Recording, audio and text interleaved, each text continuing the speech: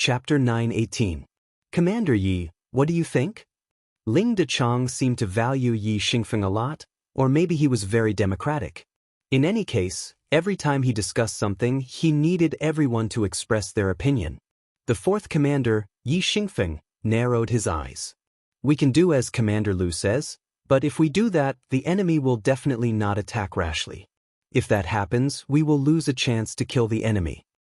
What do you mean? Are we going to jump into a trap even if we know it's one? Is it just to lure the enemy?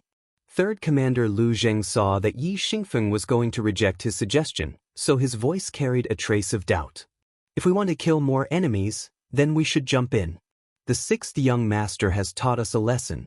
Only by eliminating the enemy's strength to the greatest extent can we establish an invincible foundation. I just don't want to miss a chance to kill the enemy. Sigh. It would be great if Under Heaven's Cavalry Division No. 1 moved with us. With their cooperation, even if it was a trap, we could easily tear a hole in it. Yi Xingfeng said honestly. He had no intention of targeting Commander Lu Zheng. It was just that in a war, there were differences between the main force and the cooperation. It was normal to have different opinions, but to have grudges because of work was a serious work problem. Long before the battle, Yang Chendong had told them that if they found any grudges between officers of the same rank due to work, the wrongdoer would be severely punished. It was even possible that they would be stripped of their uniform and be expelled from the army. This was just one of Yang Chendong's strategies. It was to prevent disunity between officers. This was because the result of distrust could cause a war to go from victory to defeat. Yi Xingfeng thought of this and didn't want to argue with Lu Zheng. Lu Zheng seemed to have thought of something as well. He didn't argue with Yi Xingfeng and chose to keep quiet. Since he had already expressed his opinion, what to do next would be up to his division commander. Ling Dechang didn't care about the opinions of his subordinates. It was normal to have disagreements at work. Since he was able to take on the role of commander of Lengfeng, there was no problem with his personality. What he was thinking about now was whether he should enter the city or not. Just as Yi Xingfeng had said, once they entered the city, there would naturally be dangers. It was even possible for them to be surrounded. However, if they didn't enter the city, the enemy wouldn't appear. In this way, they wouldn't be able to severely damage the enemy's strength. Once the army enters the city, I don't believe that with the strength of our Cold Front Division, we will be afraid of these Gold Edge soldiers. As for the 1st Cavalry Division, they are too tired from being the vanguard. Let them have a good rest in Orange Well City tonight. Ling Daqiang finally made the decision to enter the city. In his view, in front of great strength, all schemes were useless. This time, their 4th Division was going to use their military might and fighting strength to tell the enemy that in front of them, all schemes were like clowns jumping on a beam. They would be useless. The division commander gave the order and the 2nd, 3rd and 4th regiments as well as the division battalions began to enter Chuanlong City. As soon as they entered the city, they immediately occupied 4 city towers, overlooking everything inside and outside the city from a high vantage point. Lung Feng's 4 divisions entered the city. This scene was discovered by the scouts of Jin Bian dynasty in the distance. Then the news spread. Jin Bian army, who had already retreated from Chuanlong City, and reinforcements from Suing City arrived one after another. They surrounded Chuanlong City from 4 different directions. As expected, it was a trap. Standing on the city tower, Ling Daqiang saw the 30,000-strong army of the Gold Edge dynasty through his binoculars. He even saw the trebuchets and other siege weapons among the enemy troops. Give the order. The soldiers will guard the 4 city towers in company units. The other soldiers should take the time to rest and wait for dawn to counterattack. Ling Daqiang didn't expect the enemy to surround the city. On the contrary, he became excited because of the enemy's appearance. In his view, this would be a counterattack without any suspense and the final victory would belong to him. However, there was one thing he didn't expect, which was that there was a tactic called the center blossoming. From the moment the warning fireworks were lit on Jujing City, Chuanlong City was ready to abandon the city after receiving the news. This was originally a high-level secret of the Gold Edge dynasty's military. Even the Security Bureau didn't know about it. That was, once the city couldn't be defended, they would abandon it and use the center blossoming to inflict heavy damage on the enemy troops. Then they would win the war. To put it bluntly, they would give up the city first and wait for the enemy to enter the city. Then, they would set the city on fire at the right time to interfere with the enemy's arrangement in the city. Then, they would work together to eliminate the enemy. And now, they were using this method. Taking advantage of the fact that the sky had already darkened by the time the 4 Cold Front Division entered the city, they were unable to carefully investigate the situation within the city. Thus, they were preparing to set Chuanlong City on fire. Of course, the Cold Front Division were not to be trifled with. There was one rule in their training. When they entered a city, the first thing they had to do was to clear all the possible dangers in the city. In fact, they did this, but the direction was a little wrong. They mainly cleared out the mayor's residence in the city. They didn't search the general's residence, the granary, the storehouse, and other important places where the people gathered. After all, there were too many places like this, and it was far from being clear in a short time. Moreover, the Cold Front Division had the 95 style. If someone confronted them face to face, they wouldn't be afraid of anyone or any army. 10 miles north of Chuanlong City, 30,000 Gold Edge Dynasty troops were gathered here. The leader was one of the generals of the Gold Edge Dynasty, Hamo. He was originally a general sent by the dynasty to guard Suwing City. This time, after hearing about the incident in Jujing City, he mobilized 10,000 guards in Suwing City. In addition, the guards in some nearby cities gathered together with the soldiers who escaped from Chuanlong City. In a very short time, they set up such a pocket and waited for the mercenaries to enter. After the scouts in front of him sent news that the mercenaries had blasted open the north gate of Chuanlong City, he became very nervous. He even regretted not leaving a few thousand people to guard the city. At least, he could create a false impression for the mercenaries that Chuanlong City was not intentionally given up by him, but was taken by force. This way, the other party could enter the city and trick them. Hamo prayed in his heart that the mercenaries must enter the city. Otherwise, all his preparations would be in vain.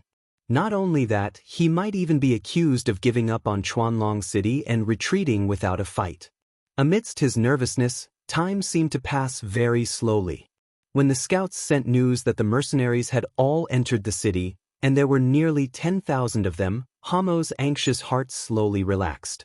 Nearly 10,000 enemies were now surrounded by him. With 3 times the number of soldiers and the support of the people in the city, Hamo seemed to see a golden path in front of him. What were mercenaries? Even General Dagon and General Hun Sen had been defeated by such a powerful enemy. If he defeated them, wouldn't that prove that he was more powerful than these 2 generals? At that time, everyone would think highly of him. At that time, wouldn't glory, splendor, and wealth be within reach? Excited, Hamo began to mobilize his troops. Of the 30,000 soldiers under him, 20,000 were sent out, 5,000 to each gate. He wanted to teach the mercenaries a lesson. The outside of Chuanlong City was completely surrounded. Inside the city, Ling Daqiang did not panic in the slightest. At this moment, he was only waiting for the enemy to take the initiative to attack. Then, he would let the enemy know that in the face of great power, this so-called siege was a joke. Just as Ling Daqiang was waiting for the other party to attack, he suddenly felt the surrounding temperature rise. Then, a huge fire shone on his face, and his expression turned ugly in an instant. Reporting to Division Commander, many places in the city have been set ablaze, and the fire is spreading rapidly. The 4 commanders ask for instructions. What should we do?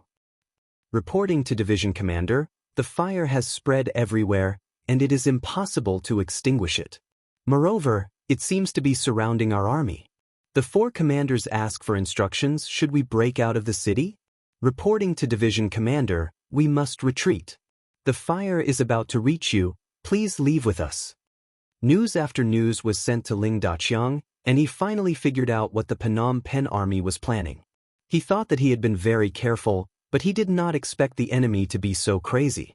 The fire started in the residential area first, and many people in the city would be buried with it. Really ruthless. Ling Daqiang sighed and sighed. In order to win, the Phnom Penh army treated the lives of the people like grass. He shook his head and issued a military order, ordering all the troops to withdraw from the North Gate. After issuing the order, Ling Daqiang staggered and almost fell to the ground. Forcibly leaving the city in the middle of the night was not a wise move. Although the 4 divisions of the Cold Front were well trained, and there should be no chaos in the army, it was inevitable that they would suffer losses in a hurry. Ling Daqiang, who was supported by the guards, was now thinking of reducing the losses as much as possible. If the 4 divisions were seriously injured because of this, he was afraid that he would not have the face to see the 6th young master and his other comrades.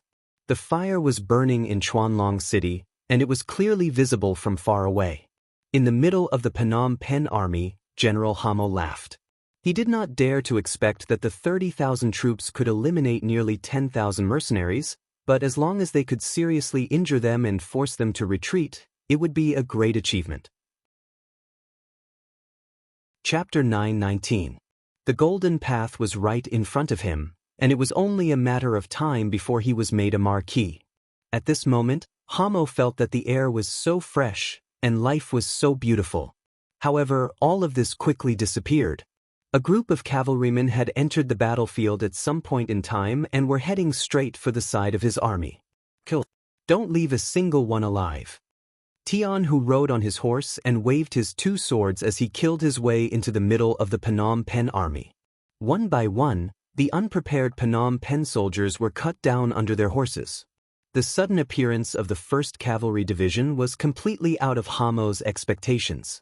Faced with this sudden attack, the Central Army did not even last half an hour before collapsing.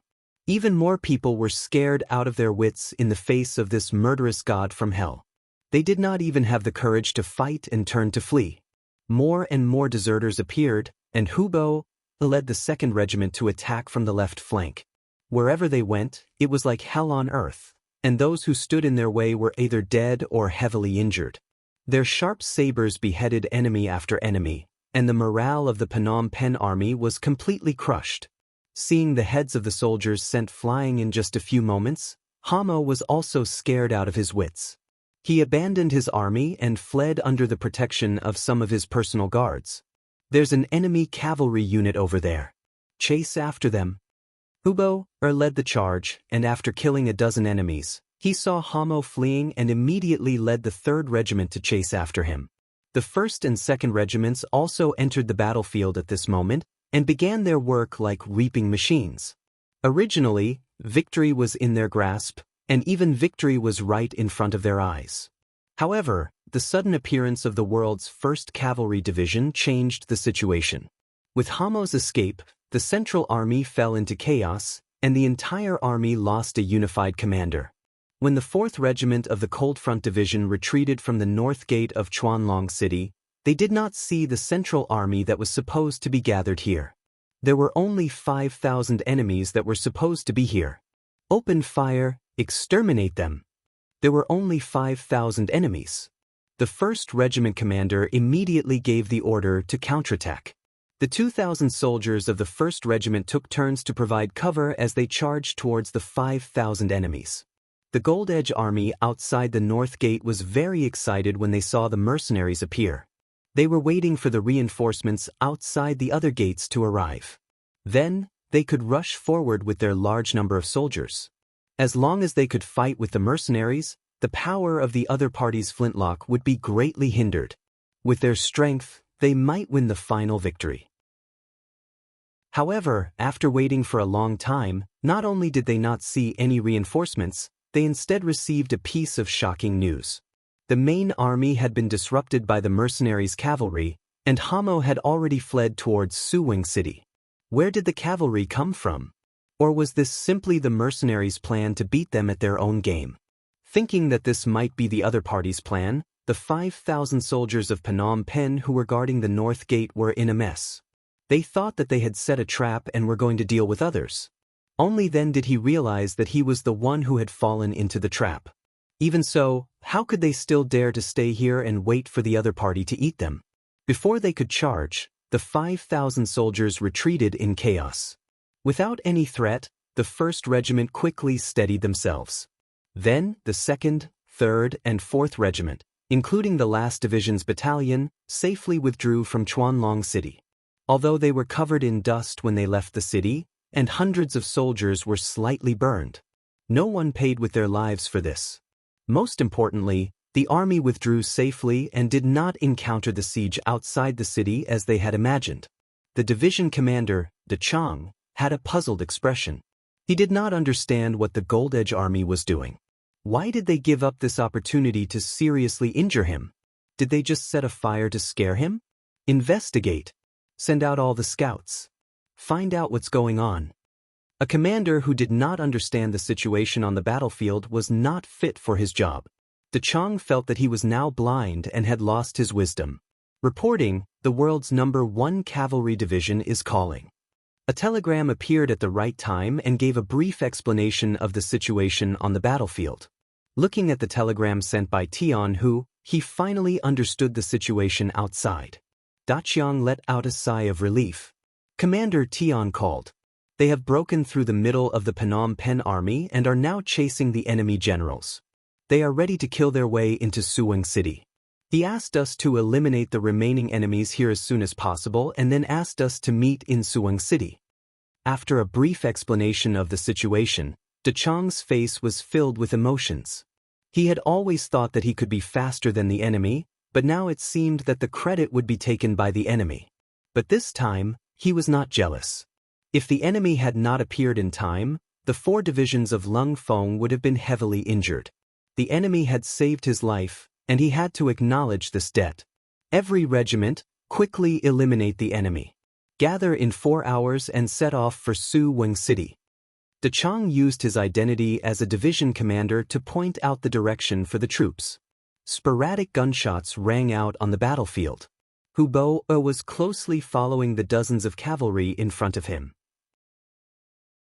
After confirming that the enemy was the Gold Edge general and that they were escaping in the direction of Suwon City, he was no longer in a hurry. He had the soldiers follow behind at a distance of 1 li, neither fast nor slow.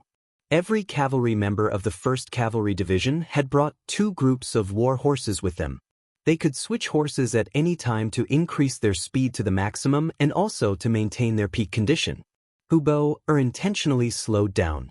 After more than 2 hours, Division Commander Tian Hu led the main force to catch up. When he saw that the 3 regiments were only following closely behind and did not launch a quick attack, Tian Hu's usually stern face actually revealed a smile. Not bad, not bad. Commander Hu is very considerate. Clearly, Tian Hu had seen through Hu Bo's plan to bait the big fish. With the speed of 1 man and 2 horses of the 1st Cavalry Division, it was naturally not difficult for them to catch up to Hamo. However, they did not do so because they wanted to use this person to knock down Suwon City's sturdy gates. News of their appearance had already spread. It was impossible to sneak into the city like before. Cavalry sieges were ultimately a weakness. If they could not sneak in and force their way through, they could only rely on their wits. Hamo was a very good bait. In order to allow the 3 regiments to successfully complete their mission, Tian Hu took the initiative to maintain a certain distance, giving them enough space to execute their plan. When Hu Bo discovered that the main force was not in a hurry to meet up with him, he relaxed. Since his division commander had already understood his intentions, he would just have to perform well. General Hamo, who was running at the front, would occasionally turn back to look. When he discovered that the distance between the 2 sides was always about 1 li, he finally let out a sigh of relief. Reality had proven that the difference in speed between the 2 sides was not much. This 1 li distance would be his chance of survival. It was supposed to be a night of harvesting the fruits of their victory, but Hammer had been running all night. Around noon the next day, the gates of Suwon City finally appeared in his line of sight. At that moment he felt like crying. Everyone, your blood will not be shed in vain. I will take care of your families. Right now, this general orders you to bring up the rear and buy time for me to enter the city. When they were 4 li away from the tightly shut gates of Suwon City, Hamo revealed his true appearance and ordered his personal guards to bring up the rear. Behind them was the 1st Cavalry Division. If they stayed behind, they would undoubtedly die. But even if Hamo gave the order, if they disobeyed, they would still die. Moreover, their families would not be taken care of. At this moment, the dozens of bodyguards revealed pained expressions on their faces. "General, you must do as you say. I'll leave my mother in your care." "General, my son is still young. I hope you can take care of him for a few more years and help him grow up." "General, my father's health is not good." The personal guard spoke to Hamo as if they were leaving behind their last words. Then, when they were 1 li away from the gates, the several dozen riders stopped and turned their horses around, preparing to fight to the death and buy time for the general to enter the city.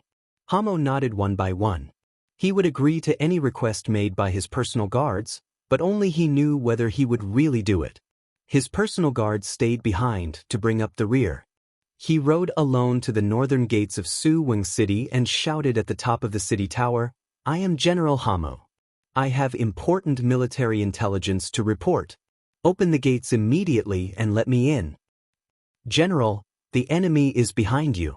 It's too dangerous to open the gates now."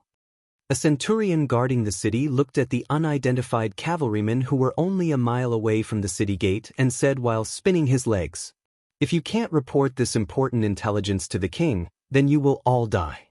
All of you will die. I order you to open the gates now. Hurry." Hamo did not care. He had fled for an entire night and half a day, sacrificing all of his personal guards, all for the sake of his life. To achieve this goal, he had constantly roared and threatened. Hamo's rank in the army was very high. Now that he had given the order, the centurion was forced to open the gates, since there was no general guarding Suwon City. As the gates opened bit by bit, Hamo's face was filled with excitement. When he thought about how he could finally live, he happily turned around.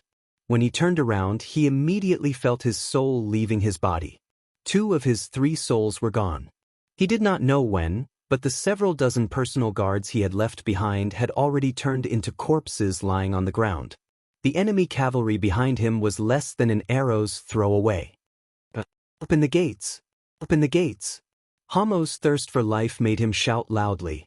At that moment, as if the heavens had heard his prayers, the gates finally opened halfway, allowing a cavalry to enter. Chapter 920. Ha! Just as Hammer was about to enter, he suddenly felt a sharp pain in his back. When he looked down, he saw a sharp arrow protruding from the left side of his chest. His expression quickly froze, and with a plop, Hammer fell off his horse. It was Hubo who shot the arrow. After severely injuring Hamo with an arrow, he was the first to arrive at the city gate. With a swing of his saber, a gold-rimmed soldier who was about to close the gate was cut down to the ground. The city gate was half opened, giving the remaining cavalrymen an opening to enter. They were like great white sharks that had smelled blood and took the opportunity to enter. "Men, tie this man up." Thinking that he had captured the enemy's general alive, Hubo ordered his men to take him down. Then he and the others pushed the half-open gate open completely. At this moment, Tion who arrived with the 1st and 2nd regiments. The army successfully entered the city. The bravery of the cavalry was not something the gilded border soldiers could resist. With the speed of the war horses, the front of the gate was soon littered with corpses. The mercenaries had entered the city. As soon as the news spread, the gilded border soldiers at the other gates fled madly. At this moment, they only wished their parents had given them 2 more legs.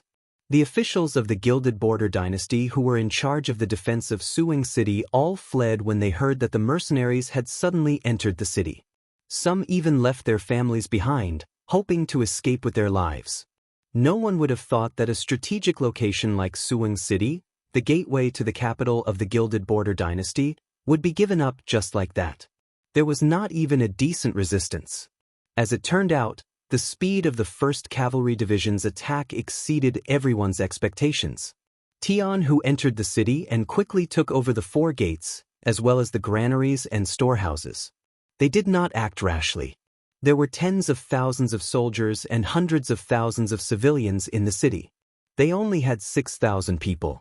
If something unexpected happened, the weakness of their forces would be exposed. It might even lead to a strong counterattack. Guard the 4 gates and the important places.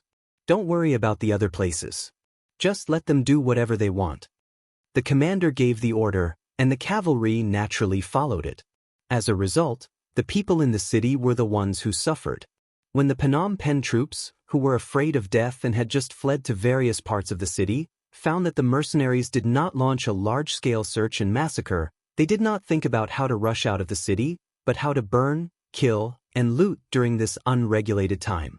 Everyone had their own selfish desires, and they also had a dark side to them. Usually, because of the strict management, they had to be self-disciplined. Most people didn't dare to show it. But now, it was different. The law that was weighing on their heads had disappeared. They didn't even see a single person in charge. They had become completely free people and could do whatever they wanted. As a result, it was inevitable that the army would loot the civilians. The thugs on the streets would loot the civilians. Even the younger and stronger men would form groups of 3 to 5 to loot the civilians. The wealthy families in the city who didn't manage to escape in time couldn't avoid becoming the first targets. Su Wing City was in chaos, and there were sounds of fighting and killing everywhere. Who knew how many commoners had suffered an undeserved calamity? Their families' only wealth had been rummaged through and taken away. The young women in the family, or those who were slightly more beautiful, had also become the targets of the robbery. Cries and shouts could be heard incessantly, begging for mercy and complaining. On the streets, one could often see groups of robbers running back and forth. Sometimes, they would even engage in internal strife due to the uneven distribution of the spoils. The sounds of swords clashing were also incessant.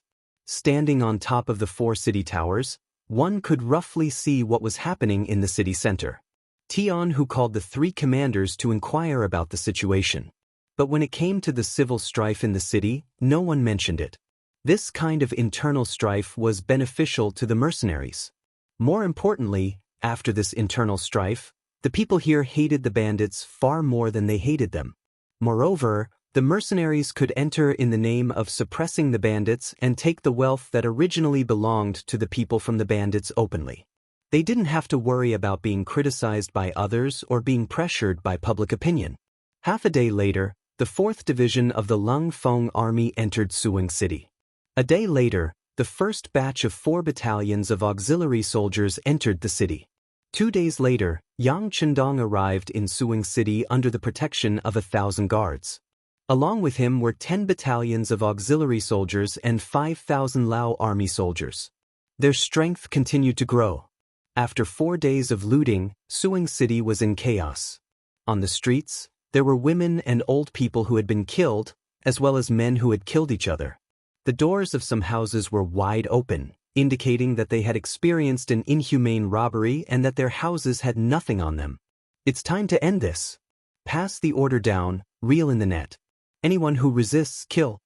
Yang Chendong stood on top of the southern city tower, looking at the burning Suwing City, and said with a hint of anger. This scene was not out of Yang Chendong's expectations. Perhaps this was part of human nature. Before the war, Yang Chendong had thought of all sorts of possibilities.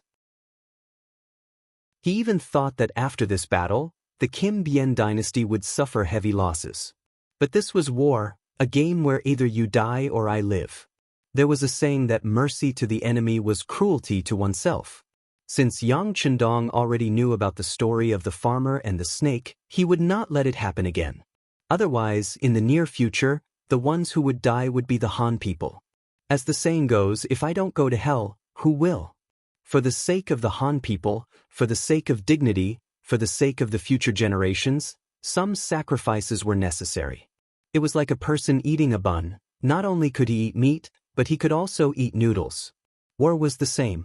The army of the enemy forces must be destroyed, and the people of the enemy forces must also be affected.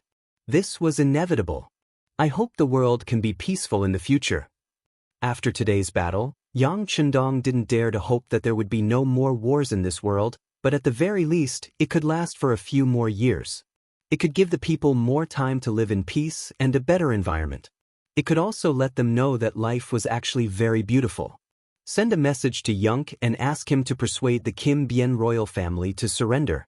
If there is no news after 2 days, we will launch a new round of attacks. The attack was so smooth, especially the excellent performance of the 1st Cavalry Division, which was somewhat beyond Yang Chendong's expectations. Now it was time to force the other party to surrender. Kim Bien City, the capital of the Kim Bien dynasty. The news of the mercenary army's invasion and the capture of Jiba, Orangewell, Chuanlong, and Suing cities spread throughout Kim Bien City. For a time, the people were in a panic, and the social order began to be chaotic. More than a year ago, the Kim Bien dynasty had experienced such a war. But fortunately, the foundation was good. Although some aspects of work had not been fully restored after the war, at least the lives of the people were still guaranteed. And this time, the scale of the army was obviously larger than the previous one. The experienced merchants in the city immediately began to hoard goods. For a time, the price of rice in Kim Bien had become so expensive that the people at the bottom had no food to eat. Even the ordinary people were facing the possibility of starvation at any time. The regime of the Kim Bien dynasty was still there, so it was naturally impossible for there to be civil strife like in Suing City. However, there was already chaos on the streets. For this reason, the city guards were dispatched twice to arrest some people. But this was just a temporary solution. When the people had no food to eat, even if they knew that they would be beheaded, they would still rebel. In the palace, King Boromir was sitting high, discussing countermeasures with his ministers. Compared to usual, Boromir's face was obviously anxious at this moment. This time, the mercenaries had gone to war without declaring war. Not only did it violate the rules, but it also caught him off guard. Based on the battle reports, the mercenaries had sent out very elite troops. It was not like the intelligence report said that they used the local army like Laos. "What are you doing? What are you doing? Drag them out and behead them in public." As soon as the meeting began, Boromir did not hide the anger in his heart. The first person to be executed was the official in charge of the intelligence department. Because he did not give a warning in time, he became the first high-ranking official to be beheaded. Cries for help and cries of injustice echoed in the hall. The official in charge of the intelligence department had already been dragged out. Not long after, there were no more cries. It was obvious that he was dead. For a moment, many of the ministers' faces were very ugly. The king was really angry. At this moment, if he said something wrong, it was very likely that he would bring about an unexpected disaster. Boromir's emotions didn't ease up even after killing the soldiers. His eyes flickered as he looked at the ministers and said in a hoarse voice, "Nearly 100,000 soldiers were completely defeated in just a few days. Most of them were killed or captured, and the cities were lost one after another. Who can answer me? Why is this so? Also, what do you mean by the city's impregnable defense? Who can explain?" In the face of the king's anger, many of the ministers lowered their heads. Everyone knew the strength of the Phnom Penh army. It was not a problem to frighten the ordinary people. However, it was not on the same level as the elite mercenaries. Not to mention, the mercenaries had launched a surprise attack. They were not prepared at all. It was normal for such an outcome to happen. What they were thinking about now was what the mercenaries were after this time. Should it be the same deterrence as last time? Or should it be more beneficial? Or did they really want to annex the entire Phnom Penh dynasty, just like how they had annexed the Jiaoji and Lansong kingdoms? Chapter 9:21. At this moment, the ministers realized that they still knew too little about the mercenaries' appetites and strength. They couldn't make the right judgment and naturally didn't know what to say. The ministers kept their mouths shut and the palace was so silent that one could hear a pin drop. King Boromir was furious and shouted, "What? Are you all mute?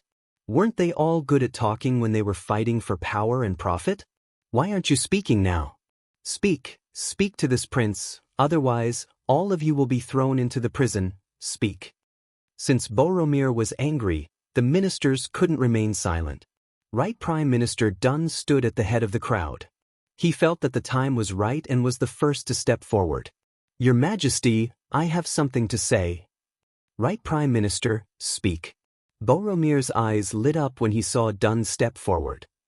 "Your Majesty, The mercenaries' representative, Mr. Yunk, has arrived at Golden Rim City and is now in my residence. He brought the latest news of the great Ming Dynasty's Duke Zhongwei and requested to meet with your majesty. Dun looked up at Boromir and said. After he finished speaking, he lowered his head, his eyes focused on his nose, and his nose focused on his heart. He was as silent as a monk.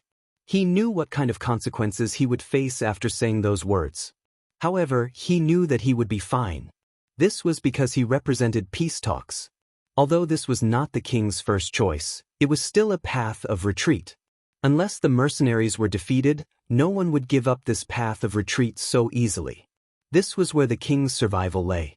Sure enough, after saying this, Dun was immediately attacked by all kinds of people. What traitor? What traitor? What spy? All sorts of accusations were thrown at him. At this moment, the officials were furious. It was as if anyone who did not open their mouths to scold Dwayne might be Dwayne's accomplice. Among them, Left Prime Minister Ding Dingwei was the most enthusiastic. The last time the mercenaries came, he suffered a lot because he misjudged the situation. Fortunately, he was experienced enough and had the king's trust, so he was able to retain his position. However, since then, he was obviously at a disadvantage when fighting with the right prime minister. After becoming the minister of the left, Ding Dingwei's wisdom was needless to say. He quickly went into hiding and waited for an opportunity to counterattack.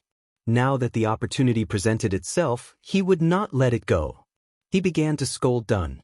When he felt tired, he saluted Boromir and said, "Your Majesty, Dun's heart is no longer with the Golden Bien dynasty. He is clearly a spy for the mercenaries, a spy. This subject requests your Majesty to give the order to kill him, and then surround the right Prime Minister's residence. Capture the mercenary representative, Yunk, and behead him in public. Your Majesty, please give the order to kill Dun and the mercenary representative." The courtiers replied in unison, their expressions solemn, as if they had some sort of life and death feud with Dun and Skylark.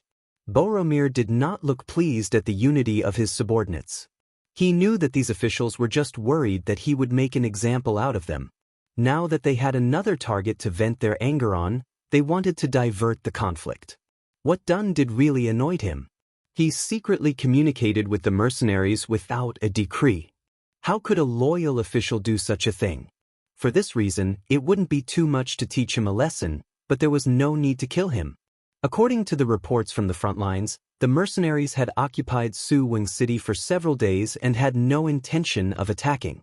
He could use this opportunity to mobilize his troops, but if he killed the other party's messenger, it would be forcing the mercenaries to be ruthless, which would be equivalent to slapping himself in the face, and he would not do such a thing. It was precisely because Dun had grasped the king's mentality that he was able to say these things without fear.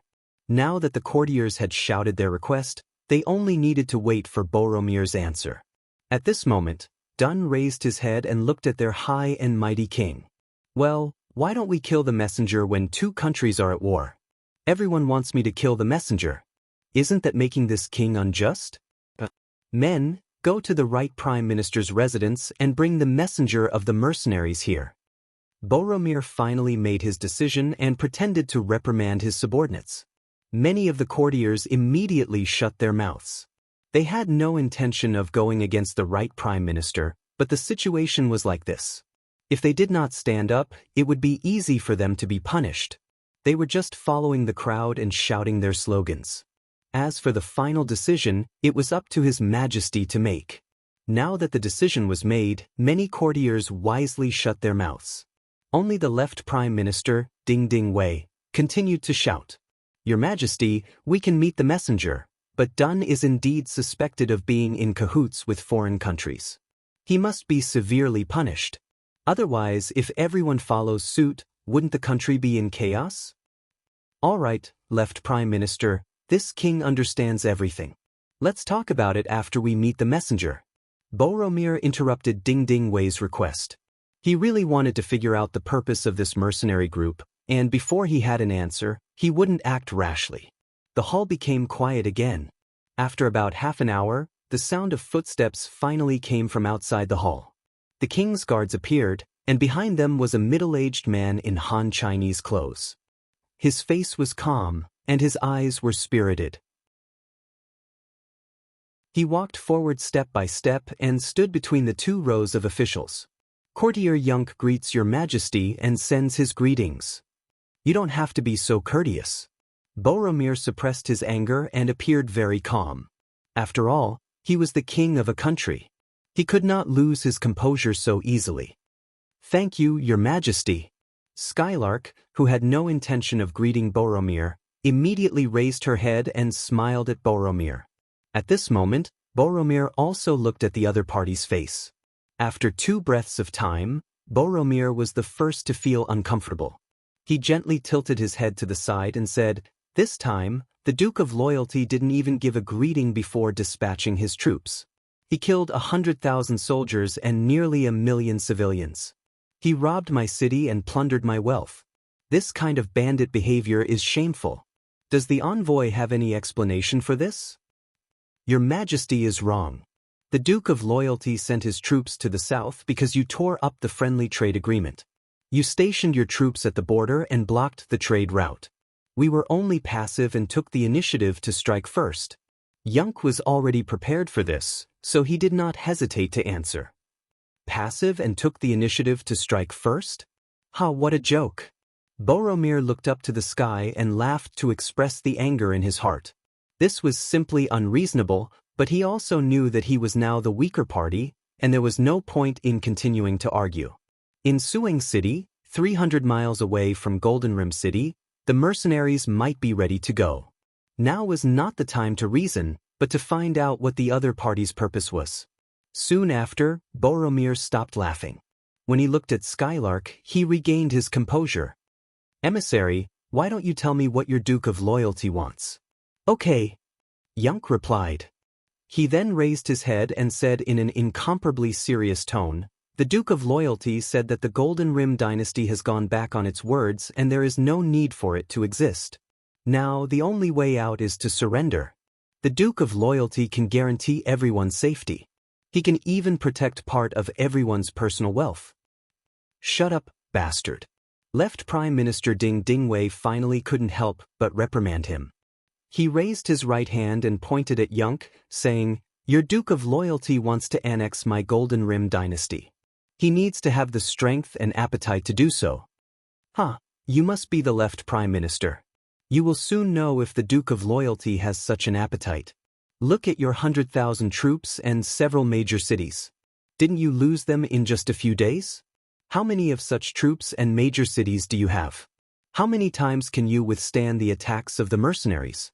By the way, there is one thing I forgot to tell everyone. The Duke of Loyalty has already given an order. He will give you 2 days to surrender. Otherwise, you will know what it means to be under the pressure of a large army and what it means to be in despair." "Shut up." Seeing Yunk boasting so shamelessly at this time, Ding Dingwei roared angrily. He then turned to Boromir and said, "Your Majesty, this person was disrespectful to you in the hall. I would like to ask you to punish him for disrespect and behead him in public." Ding Dingwei wanted to kill Yun Ke, but the person who was about to be killed had a calm expression on his face. It was as if he did not hear those words. His face was still incomparably calm, as if what they were talking about had nothing to do with him. Skylark's calm demeanor made Boromir gnash his teeth in anger. However, he knew that Skylark couldn't die just yet. Just as Right Prime Minister Du-En had thought, this would be a way out for him. Unless he could gain the upper hand, he couldn't casually kill the messenger sent by the Duke of Loyalty. That would create a life-and-death feud. On the contrary, not only could he not kill Yunk, but he also had to protect him. At least before the overall situation was settled, nothing could happen to this person. The Right Prime Minister is suspected of colluding with a foreign country. However, due to insufficient evidence, he is now relieved of all his duties. Go home and wait for orders. Messenger, please stay in the mansion with the Right Prime Minister. This king will consider your request. Sure enough, there was no killing, only house arrest. This result was within the expectations of many people. Right Minister Dun and Emissary Yunk were already prepared. When they heard this decree, they didn't argue or refute it. Instead, they cupped their fists and the two of them walked down the hall. Chapter 9:22. When they left the hall, Minister Ding Ding Wei's voice was still echoing. "Your Majesty, you can't let them go." Boromir did not reply immediately. He watched them leave. Then he said, "How can I let them go? Keeping them alive will only numb the loyalty of the Duke of Valor and the mercenaries. Minister, let me ask you, if we gather the entire country's army to fight the mercenaries, what is the outcome?" Boromir was about to start a war.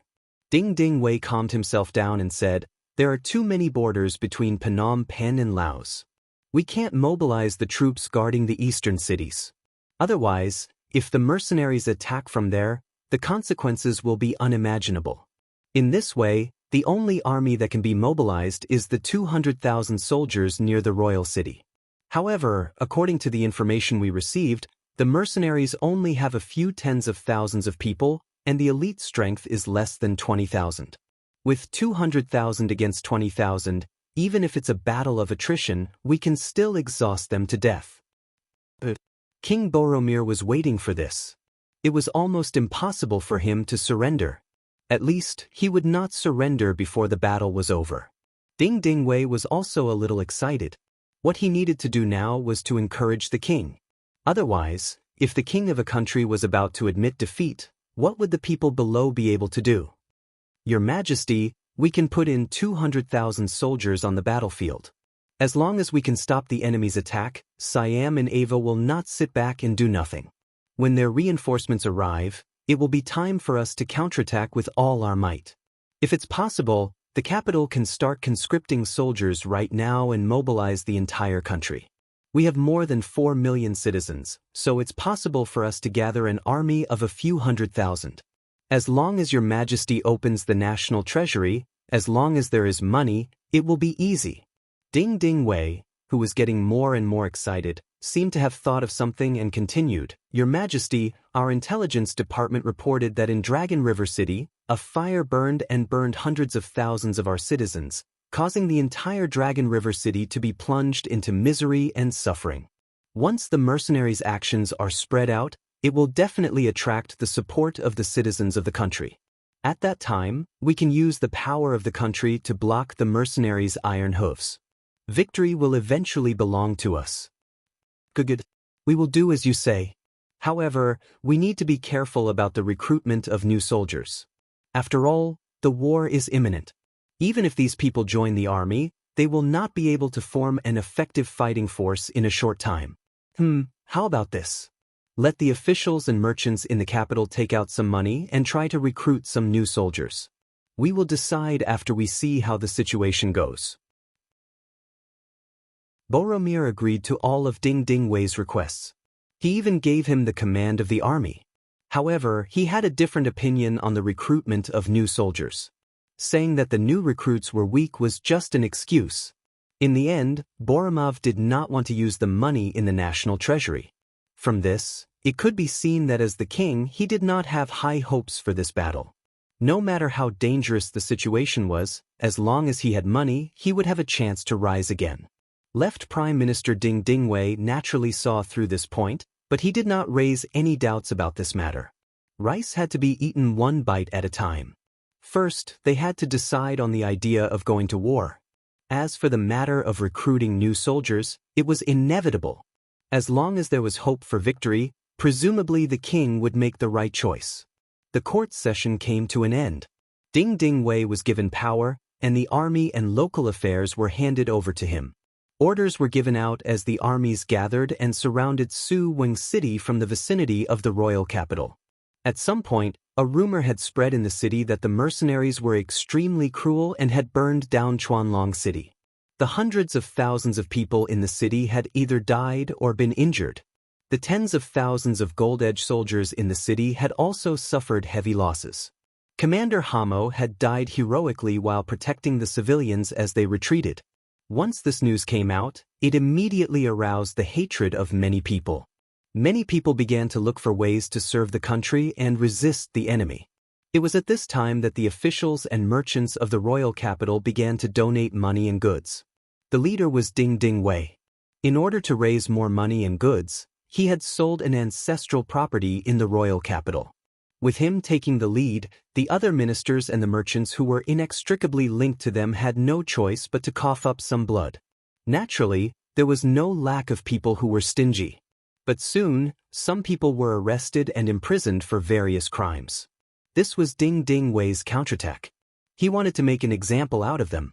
And with such examples, the officials and merchants became more proactive in donating money and goods. Gold Edge City was making preparations for the counterattack under Ding Ding Wei's command. But no matter how hard they tried, 2 days of preparation was far from enough in the face of a war. For this matter, Ding Ding Wei went to the palace, hoping to have more time to prepare. King Boromir immediately agreed, and then sent someone to Dun's house to inform Skylark that they were considering and studying the issue of whether to surrender the mercenaries or not. But it was impossible to reach a consensus in a short time, so they needed more time to prepare. He also hoped that Skylark could inform the Duke of Loyalty to suspend all military operations. Okay, I got it. Skylark's face was calm, not showing the slightest excitement when the other party said that they were considering the issue of surrender. After the messenger left, Dun looked at Skylark nervously. Mr. Yun, you don't really think that my king will surrender to your mercenaries, do you? Why not? Skylark sat back on the chair and gently sipped the hot tea with a faint smile on his face. Mr. Yun, although we are under house arrest and can't get out, we can still hear some of the movements on the streets. Now that the entire King's City is preparing to fight against the mercenaries, this is clearly the sign of a great war. The so-called surrender is just a temporary measure to buy time. Dwayne said with a tense expression. It was true that Dun was the right prime minister of the Golden Bien dynasty. However, with the appearance of Skylark and the conditions of the deal, he boarded the mercenary ship. He had already made his stand clear in the court. Now there was no way out. Next, unless the Gold Edge dynasty was really destroyed, otherwise, no matter where he lived in the future, he might face the possibility of revenge at any time. So if one had to say who was more nervous about the situation now, it was not Skylark, but Dun. Skylark saw that Dun was so anxious, but his smile did not diminish. Sir Du's words are indeed for the sake of the mercenaries. Here, I would like to express my gratitude to you. Hey, we're all family. There's no need to thank me. Dun's face showed a pretentious expression, but in his heart, these words were very effective. He did not know why he believed Skylark's words so easily. At first, he regretted it. However, the front line of the war continued to send in news about the mercenaries' continuous victories and the Gold Edge army's continuous failures and retreats. He suddenly felt a little fortunate that his choice did not seem to be wrong. He thought that if the mercenaries really captured the Gold Edge dynasty like they did to Jiaoji and Kanglin Kingdom, although he could not be a minister in the court, he would be able to get the position of the president of the Gold Edge Region's Business Association, plus 200,000 taels of silver as a reward. Compared to those ministers who lost their countries, his treatment was quite good. After making up his mind to follow the mercenaries, Dun reminded Skylark to prevent the other party from playing any tricks. Skylark laughed and said, I just said that I know everything. But since Boromir did not make the decision to surrender, the attack after 2 days will not stop. Oh, now there should be 1 day left. Oh, ha. Skylark's answer made Dun stunned at first, then he laughed. Yes, knowing did not mean that he would agree. It was just an attitude of returning the news. It seemed that this time the mercenaries would not stop until they had swallowed the Gold Edge dynasty. At this moment, Dun's worries disappeared. Unaware of the problem in Skylark's answer, Boromir sent someone to inform the left Prime Minister Ding Ding Wei after hearing the reply of the minister who sent the right Prime Minister back. He said that the mercenaries should not launch any attacks in a short period of time, but he had to prepare faster. It would be best if they could win a big battle in Suing City first. It would boost the morale of the people and at the same time, give them more initiative in the following negotiations. Ding Ding Wei, who received the king's order, did not dare to be negligent. He immediately ordered General Hun Sen, one of the generals, to lead 50,000 troops to Suing City as the vanguard. There were still 50,000 troops from various places waiting there. When the 100,000 troops were in front of the road, perhaps there would be good news. Ding Ding Wei wanted to tell the mercenaries that this time, the Gold Edge dynasty was ready for a decisive battle. If they must fight, then they would accompany them to the end. It was still unknown who would win and who would lose. At that time, the mercenaries would be deeply involved. At that time, if the Siam kingdom and the Awa kingdom took the opportunity to make trouble in the rear of Laos, it would not be easy for the mercenaries to retreat safely. Ding Ding Wei had planned everything very well. As long as he had enough time, with the support of His Majesty, he could confront the mercenaries. The outcome would be full of suspense. Once he defeated the mercenaries, his reputation would be unparalleled.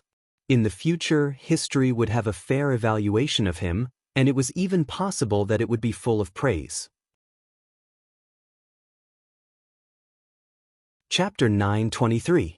However, all of this changed with the arrival of a piece of news on the next day.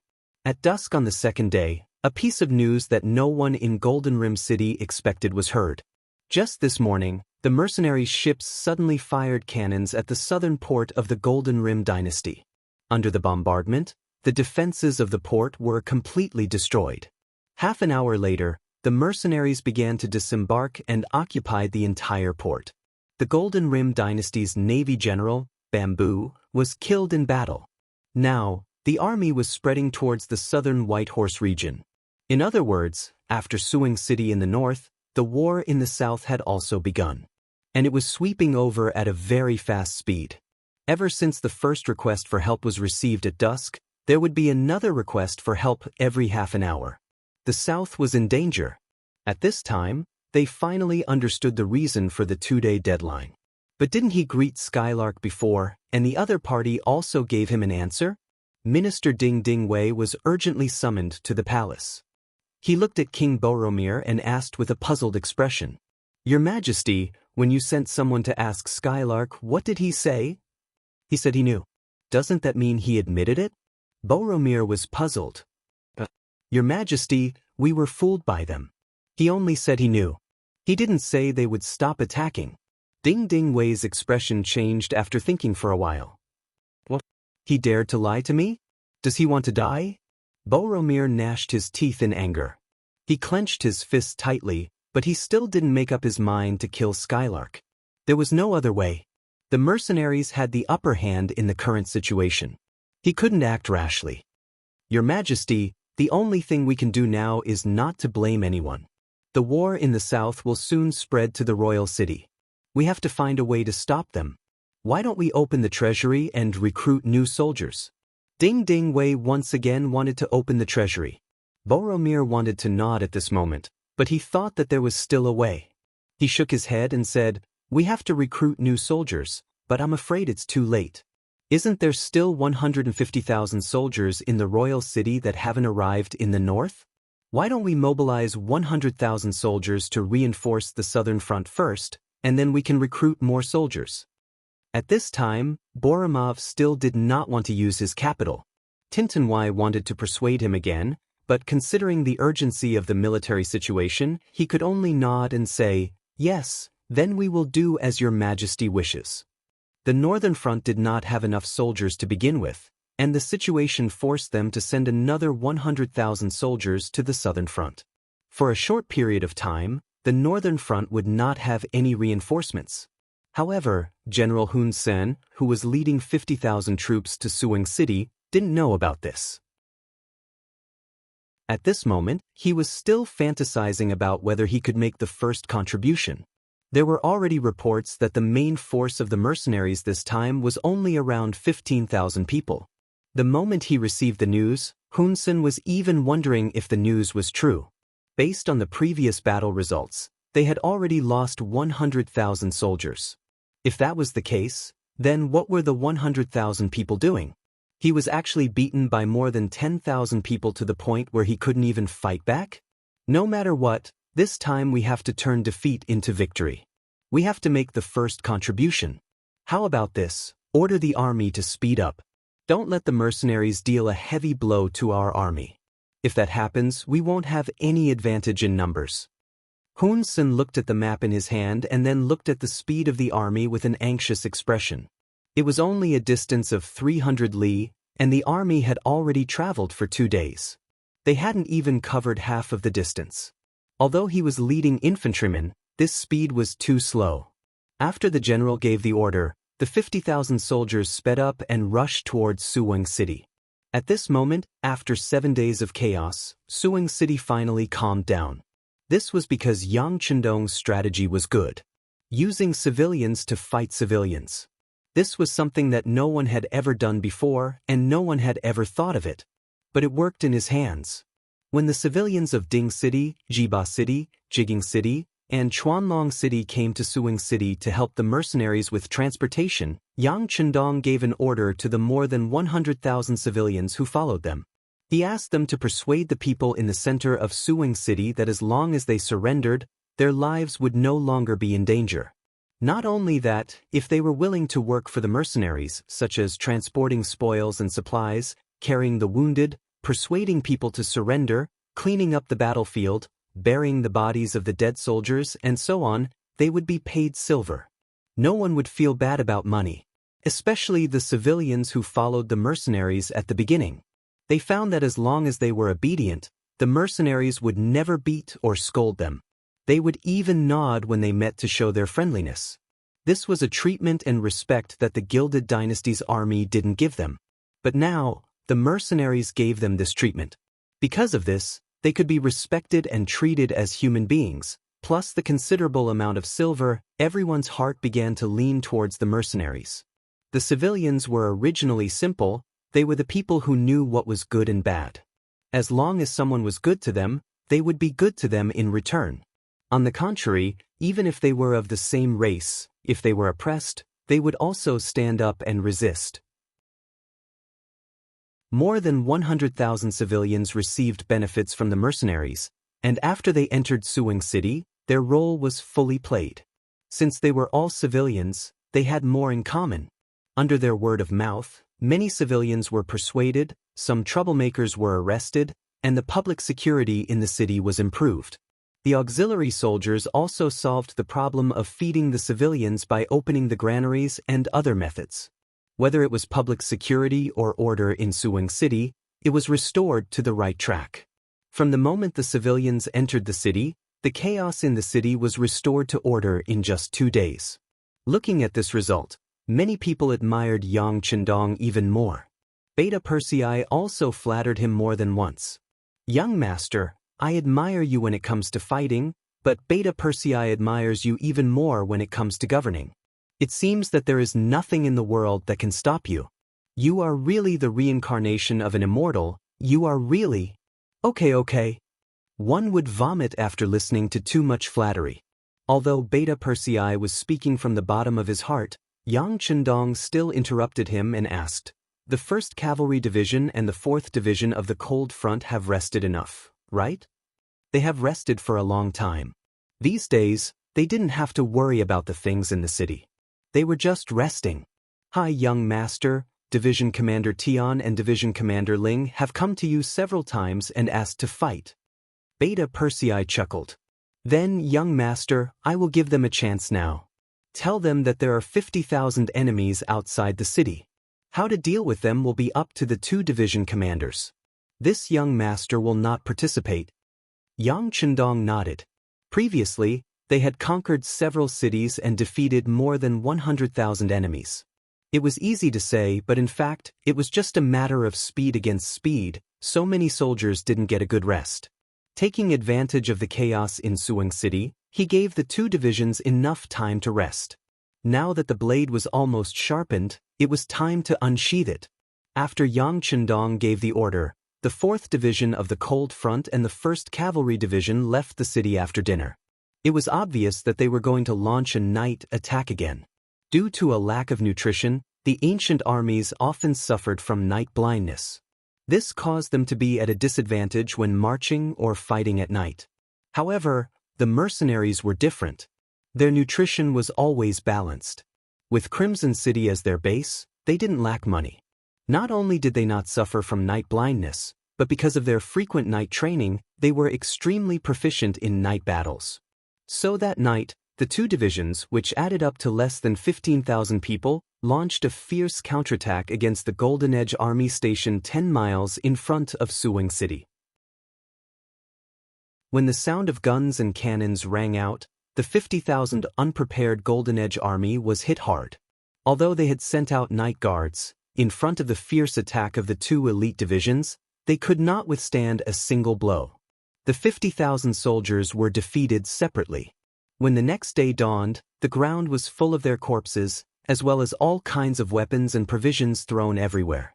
It was time to use the common people again. With the addition of the 300,000 people in Suwon City, more than 400,000 people rushed out and the battlefield was quickly cleaned up. Those who were slow even left the city empty-handed and returned empty-handed. This was the power of the common people. As long as they were serious and willing to work hard, there was nothing they couldn't do. 50,000 enemies were either killed or captured within a short period of time, and only about 5,000 managed to escape. 90% of them were chased down by the two main divisions early in the morning. In the end, less than 500 of them managed to escape. It was these people who escaped that bumped into General Hun Sen's army that was rushing to Suwon City, and then the news of the front line's defeat spread. The originally valiant and high-spirited Golden Edge Army's morale was suddenly hit hard. The army had no choice but to stop 100 miles away from Suwon City. In the main tent, Hun Sen was interrogating the deserters, and then his roar came from the main tent. What? You're saying that 50,000 soldiers were wiped out in one night? And they chased you all the way without any intention of stopping? But the news said that the other side only had about 15,000 people. How did they do it? And don't they need to clean up the battlefield? Now that the weather is warm, with so many corpses left outside, there will be a plague. Chapter 9:24. It was no wonder that Hun Sen did not believe them. 10,000 men could defeat 50,000 men, but what were they going to do next? The battlefield was too close to Suwon City. If there were any diseases, the mercenaries would be the first to suffer. The enemy should know this, so why did they still chase after them? Did they not want to live anymore? If these deserters said that the mercenaries were only chasing after them, he might believe them. However, if they said that the entire army was chasing after them, it would not make sense. Since they were elites, they should know the importance of cleaning up the battlefield. It seemed that these deserters were not trustworthy. Just say that they are deserters and are afraid of death. Drag them out and kill them. Hun Sen waved his hand to his deputy. The situation at the front was unclear, and it was hard to say if they had really lost the battle. However, what he needed to do now was to stabilize the morale of his troops. Otherwise, how could they fight the next battle? These 100 deserters were now very regretful. They didn't die under the fierce attack of the mercenaries and didn't surrender. However, they never thought that they would die in the hands of their own people. If they knew this would happen, they would have surrendered to the mercenaries. General, what do we do next? Do we continue to advance? The generals at the side asked. It's already dark. Let's rest for the night. Send more scouts so that they could figure out what was going on ahead. Also, let's sleep with one eye open. Hun Sen thought for a moment before giving the order. After knowing that the enemy was cavalry, they set up many horse traps and stakes outside the tent to prevent sneak attacks in the middle of the night. There were even people with bows and arrows in the dark, waiting for the mercenaries to appear so that they could catch them off guard. The night passed peacefully without any signs of danger. In the morning, the scouts at the front sent back news that they were about to reach Suwon City. However, they did not find any corpses left behind from the battle. As for the whereabouts of the 50,000 men, they were still searching and there was no news for the time being. Hun Sen laughed heartily when he saw the report from the scout. I told you that the 50,000 soldiers in front of us would be fine. Otherwise, how could we have cleaned up the battlefield so quickly after such a big battle? I was almost killed by those cowardly deserters. Killing them would be too easy for them. Give the order for the entire army to head to Suwon City after breakfast. General, should we wait for the army there before we advance? A deputy general asked cautiously. It was understandable if one deserter said that, but more than 100 deserters said the same thing. This was suspicious. It doesn't matter. They must have taken advantage of the terrain to hide. As long as our main forces arrive, they will definitely come out. At that time, it will be time for us to counterattack. All right, inform the army to prepare to depart, Hun Sen said confidently. There was nothing wrong with being cautious in a battle. However, being overly cautious would be seen as cowardice. The gains would not make up for the losses. After a night's rest, the 50,000 Gold Edge elite troops set off again, heading toward Suwing City, which was 100 miles away. Their movement was discovered by the scouts of the 1st Cavalry Division who were hiding in the dark. They quickly reported to their commander, Tianhu, who was hiding in a valley nearby. Tianhu laughed when he heard that the 50,000 elites of the Gold Edge dynasty were not ambushed. It seems that some people have the same idea as us. They have given up on the night attack. Yes, Lung Feng is indeed Lung Feng. They must have realized that the 50,000 enemies were the elites of the Gold Edge dynasty. Moreover, they were prepared. It would be difficult to ambush them, and they might even fall into the enemy's trap. The second commander, Lu Duo, nodded and sighed. That's right. Since everyone has made the same choice, the next attack should start soon. Brothers, we are the 1st Cavalry Division under the command of the 6th Young Master. No matter what, we can't lose to others. Our performance has been good. Now it's time to see who can take the head of Hun Senator. Are you confident? Tianhu stood up. He knew that the war was about to start. Before the war, he needed to boost the morale of his troops. On the other side of the road, the 4 divisions of Lung Feng were also ready to attack. After a night of fear, the Gold Edge army still chose to move forward. This could only mean one thing. They were not sure that the 50,000 troops in Suwing City had been destroyed. Otherwise, they would have turned around and retreated. Comrades, the enemy is on the road. They don't know of our existence at this time. This is our chance. If I'm not wrong, the 1st Cavalry Division must be watching us from somewhere. They may take action at any time. Now let us fire the first shot. In a while, all regiments and battalions will gather all the machine guns in your hands. Once the battle starts, rush forward like a hot knife through butter.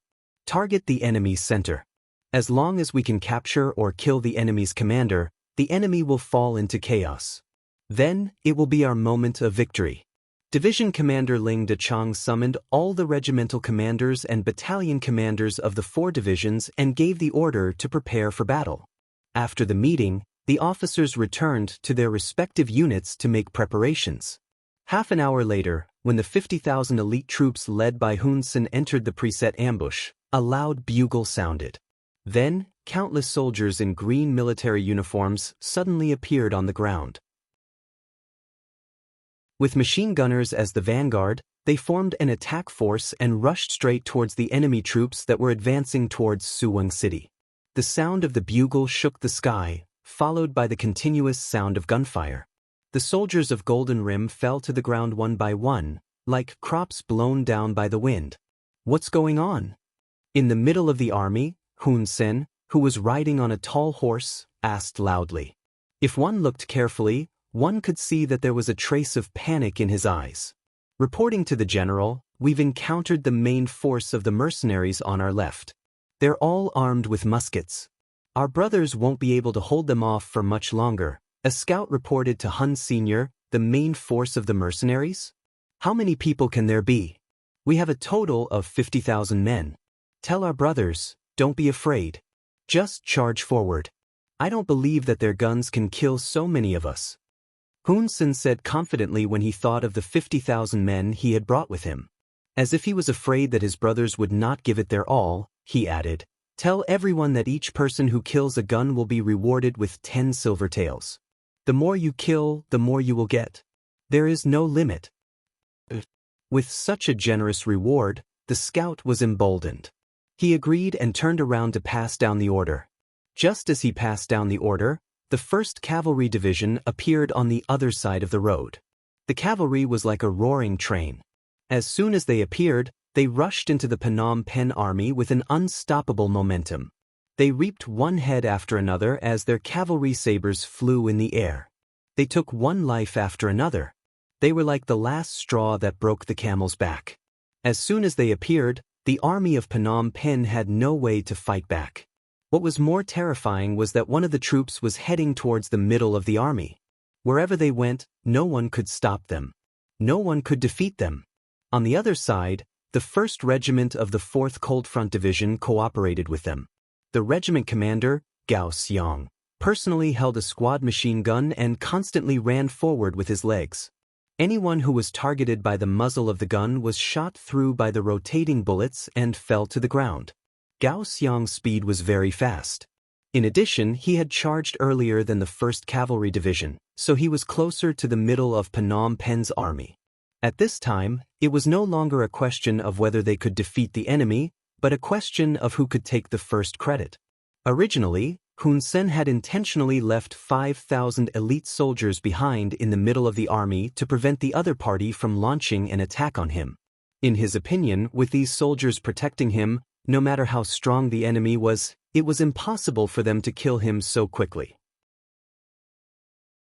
As long as the middle of the army was fine, he could command the front and rear troops to outflank the mercenaries and win the war. Who would have thought that the mercenaries were indeed heading straight for the center of the army, but their speed and impact were simply too fast. They were so fast that the 5,000 soldiers under his command actually fell into chaos as soon as they met the enemy. Then, in the face of such powerful combat power, cowards and deserters appeared. Don't be afraid. Hold on. The front and rear troops will soon come to save us. At that time, it will be time for us to fight back. Hun Sen rode on the horse and shouted loudly, trying to boost the morale of the army. As he shouted and looked around, his face suddenly became frighteningly pale. The front troops were in chaos and were fleeing in all directions. The rear troops had already separated from the middle troops. At this moment, countless soldiers had already turned around and fled. They didn't even have the courage to face the enemy. Just like that, they became deserters. In fact, whether it was the guns of the 4th Cold Front Division or the sabers in the hands of the 1st Cavalry Division, they were far from what an ordinary army could compete with. Even though they were the 50,000 elites of Phnom Penh dynasty, their morale had long been slack when bad news came from the front. Now, in the face of a strong attack, who could summon up the courage to fight? Not to mention, whether it was bullets or sharp sabers, they were no match for them. What else could they do at this moment? Chapter 9:25. Seeing that the center of the army had been surrounded, there were no reinforcements. Hun Sen cursed inwardly as he retreated with his soldiers. He knew that even before the battle started, he had already lost 3 points in terms of morale. In addition, the news said that the mercenaries liked to attack at night, so he wasn't prepared. As a result, he lost the initiative, and this battle was already a lost cause. Hun Sen quickly made the decision to flee and left the center of the army. If he had remained in the center of the army, it might have taken some effort to find him. However, since he had left the main force, this group of men on horseback was extremely eye-catching. Hun Sen, don't run. When Gao Xiang, the regiment commander of the 4th Division's 1st Regiment, saw the general riding a horse, dressed in bright armor, and saw the large banner with the word Hong on it, he immediately recognized the other party's identity. His eyes were bloodshot as he fiercely fired a volley of bullets forward. Soon after, a few gold-rimmed soldiers who were closer to him were hit and fell to the ground, immediately causing another group of soldiers to kneel and surrender. Bastard! Gao Xiang slapped the machine gun in his hand. He knew that he would not be able to catch up to Hun Sen without a horse to ride. This great merit would fall into the hands of the 1st Cavalry Division. Hun Sen could not outrun a horse. He turned around and saw that the mercenaries had been left behind. He let out a sigh of relief. Although he had lost the battle, he had at least managed to keep his life. He still had a chance to rise again. General, run. There are cavalry chasing after us. Just as Hun Sen felt that he could breathe a sigh of relief, a sharp-eyed soldier beside him called out. He tilted his head and looked in another direction. Sure enough, there were a few hundred warhorses galloping in his direction, closing in on him. Hong Sen immediately felt his blood run cold. He clamped his legs together and lashed his horse with the horsewhip in his hand. Hong Sen sped up again. Chase? That must be a big fish. The 3rd Regiment commander stared at the fleeing Hun Sen with excitement in his eyes. Behind him, there were 2 battalions of 800 warhorses following him like a shadow. The soldiers of the 1st Cavalry Division were not only physically strong, but also had better knife skills than ordinary people. Even their warhorses were faster than other warhorses. In order to achieve such speed, these warhorses usually ate fine fodder, which made their fur shine. When they ran, it was as if the gods were helping them. With one chasing the other, the distance between the 2 sides was constantly narrowing. It was already less than 300 meters away. Hun Sen, who was running at the front, looked back more than once. Every time he did that, he would whip his horse with all his might so that he could run faster. However, in front of the world's #1 Cavalry Division with top-notch equestrian skills, no matter how hard he tried, the distance between the 2 sides was still rapidly closing. From 300 meters to 250 meters to 200 meters. General, run. We'll stay and stop him. A bodyguard who had followed Hun Sen for many years and had received Hun Sen's favor saw that it was not a good idea to continue. He immediately stopped and drew his sword to prepare for battle. Beside him, there were more than a dozen bodyguards who stayed behind to fight for a chance for their general to escape. These bodyguards were also good fighters. They followed Hun Sen for a long time, and they usually ate and used the best food. Now it was time for them to show their strength. Each of them held a saber in their hands, ready to fight to the death with the cavalry. Perhaps they had overestimated themselves, or perhaps they had underestimated the enemy. With just a dozen cavalry, it was a joke to think that they could stop the 800 cavalrymen of the 1st Cavalry Division. Hu Boer's eyes flashed with mockery when he saw that the enemy had left someone behind. Then he reached for the bow on his back and shot an arrow through the air. To the people of the grasslands, archery on horseback was like farming in the Central Plains. It was a skill that everyone had to know. To be able to join the 1st Cavalry Division, the soldiers had to undergo strict horse archery tests. Regardless of whether it was a fixed target or a moving target, it was a skill that was ingrained in their bones. There were only a dozen enemies. How could they stop them? The arrows were shot from afar. It was as if the arrows had grown eyes, or as if iron had encountered a magnet. The arrows steadily pierced into the dozen or so bodyguards. It was a pity that they wanted to stop the pursuers and buy time for the general to escape. But in reality, they were just fixed targets. They did not even have the chance to swing their swords. After a round of arrows, they fell to the ground one by one like hedgehogs. Hun Sen, who was turning his head, witnessed the entire scene. He couldn't help but shudder. Who the hell is this person? How could he have such exquisite archery skills? How could he defeat such an opponent? At this moment, Hun Sen felt a great sense of fear. He suddenly realized that whether it was himself or the entire Golden Border dynasty, they knew too little about mercenaries. In the past, they only thought that the enemy had very advanced firearms. But now, the enemy's cavalry was also terrifying. With such an opponent, the Golden Border dynasty's defeat was inevitable. The bodyguards left behind did not play any role in stopping the enemy. The distance between the 2 sides was still narrowing. Just as the distance between the 2 sides was getting shorter and shorter, an opportunity appeared in front of Hun Sen again. He found nearly 1,000 infantry troops. They were the rear troops of the 50,000 troops.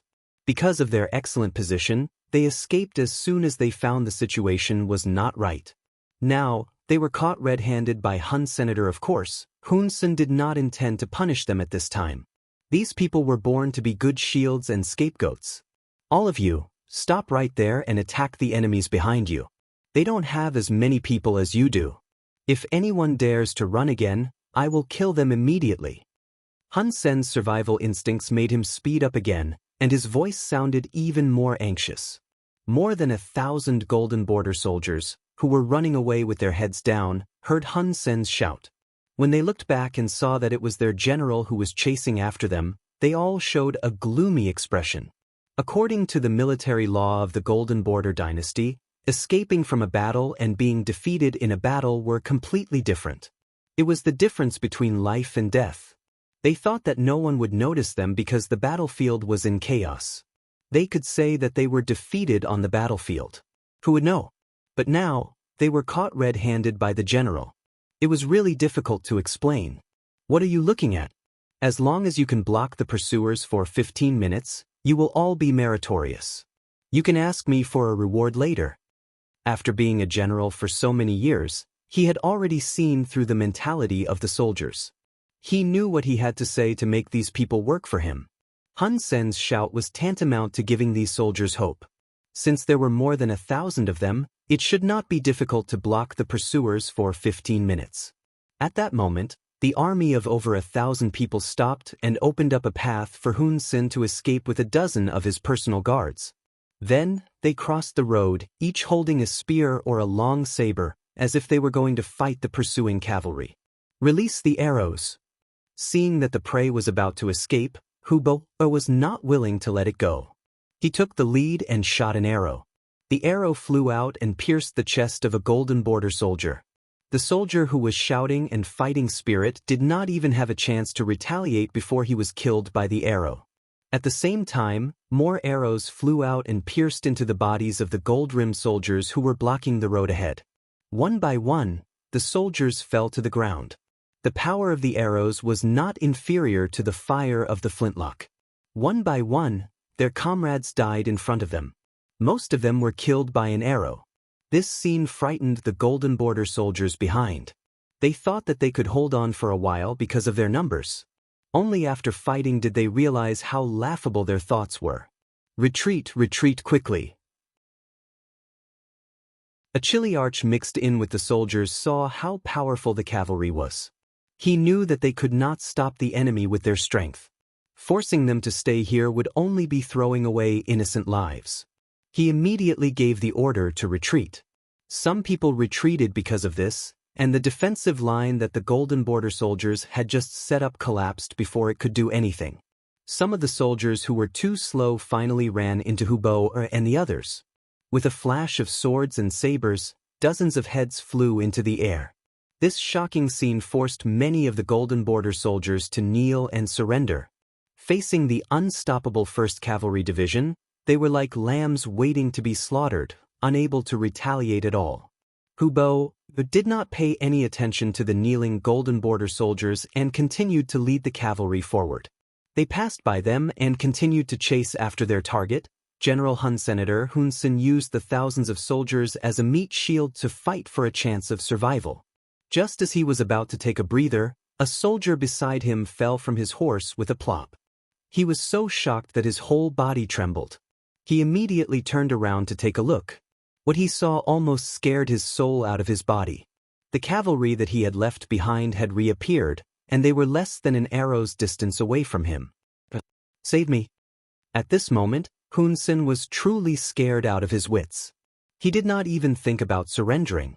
Instead, he instinctively screamed and whipped his horse in a panic, wanting to escape. Hubo did not intend to take Hun Sen's life with his first arrow. Since he was a big fish, he naturally wanted to capture him alive. However, when he saw that Hun Sen was still struggling and trying to escape, he finally gave up the idea of capturing Hun Sen alive. Riding on the horse, he raised his bow and shot at Hun Sen's back. Chapter 9:26. The sound of something breaking through the air came from behind him. If it was in the past, Hun Sen would have been alerted, but now he was on the verge of going crazy. His warhorse was galloping furiously, and he could not feel anything. Suddenly, he felt a sharp pain in his back. Following that, he felt his energy being sapped away, and even his gaze became weak. Save. Before he died, Hun Sen did not forget to reach out towards Golden Rim City. Then, with a thud, he fell off his horse. Hun Sen was dead. Hun Sen had died in battle, and his corpse was picked up by Hubo, who rushed over and carried on his horse. The army returned victorious. This time, Hubo had killed to his heart's content. He once again felt as though he had galloped through the grasslands without being defeated. This was all thanks to the 1st Cavalry Division and Yang Chendong. In this battle, they had killed over 10,000 enemies, captured 30,000, and escaped.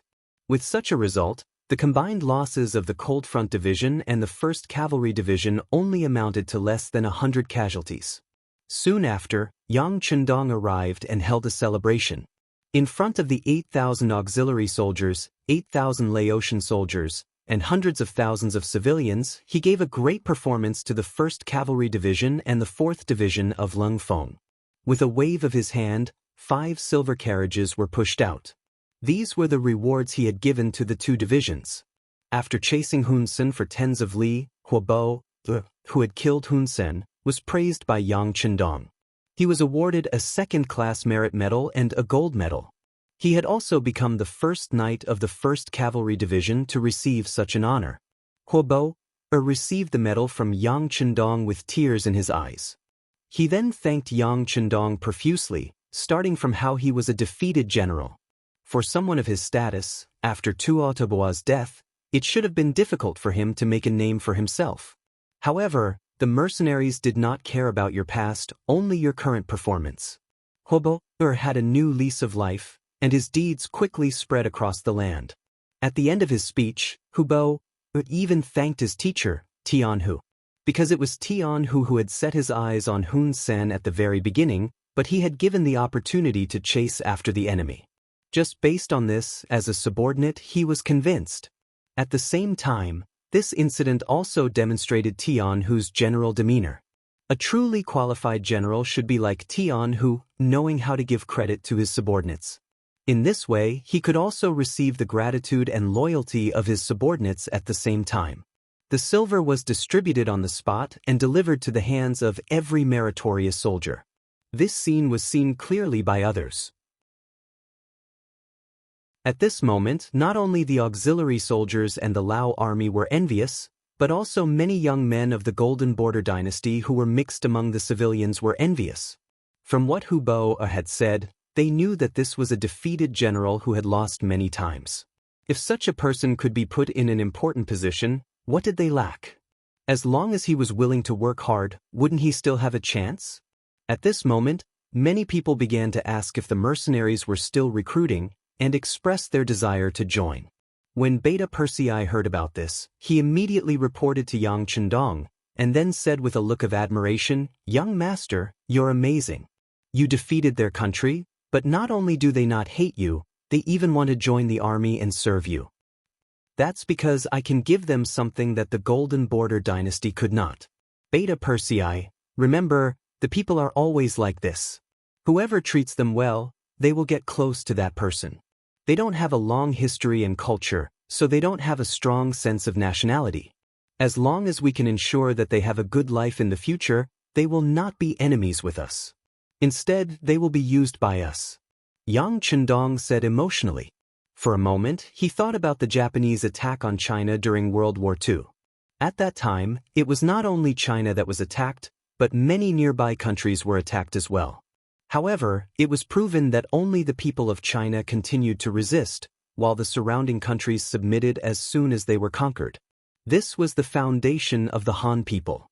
Because they had a long history and had too many things to be proud of, they were destined to not allow the other races to be above them. This was the pride of the Han people, and also Yang Chendong's pride. What he needed to do next was to continue this pride and make it even more glorious. Let's go. Leave this place for the auxiliary soldiers and the people to clean up. The main force will head to Baromian City.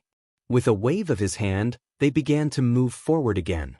In Golden Border City, the news of Hun Sen's defeat and death spread like an earthquake, causing great damage and destruction to the capital. Some of the people who were originally in favor of war began to waver, and some of the people who were in favor of peace began to gain the upper hand. After several battles, the Golden Border dynasty's 50,000 navy was destroyed, and most of them were captured.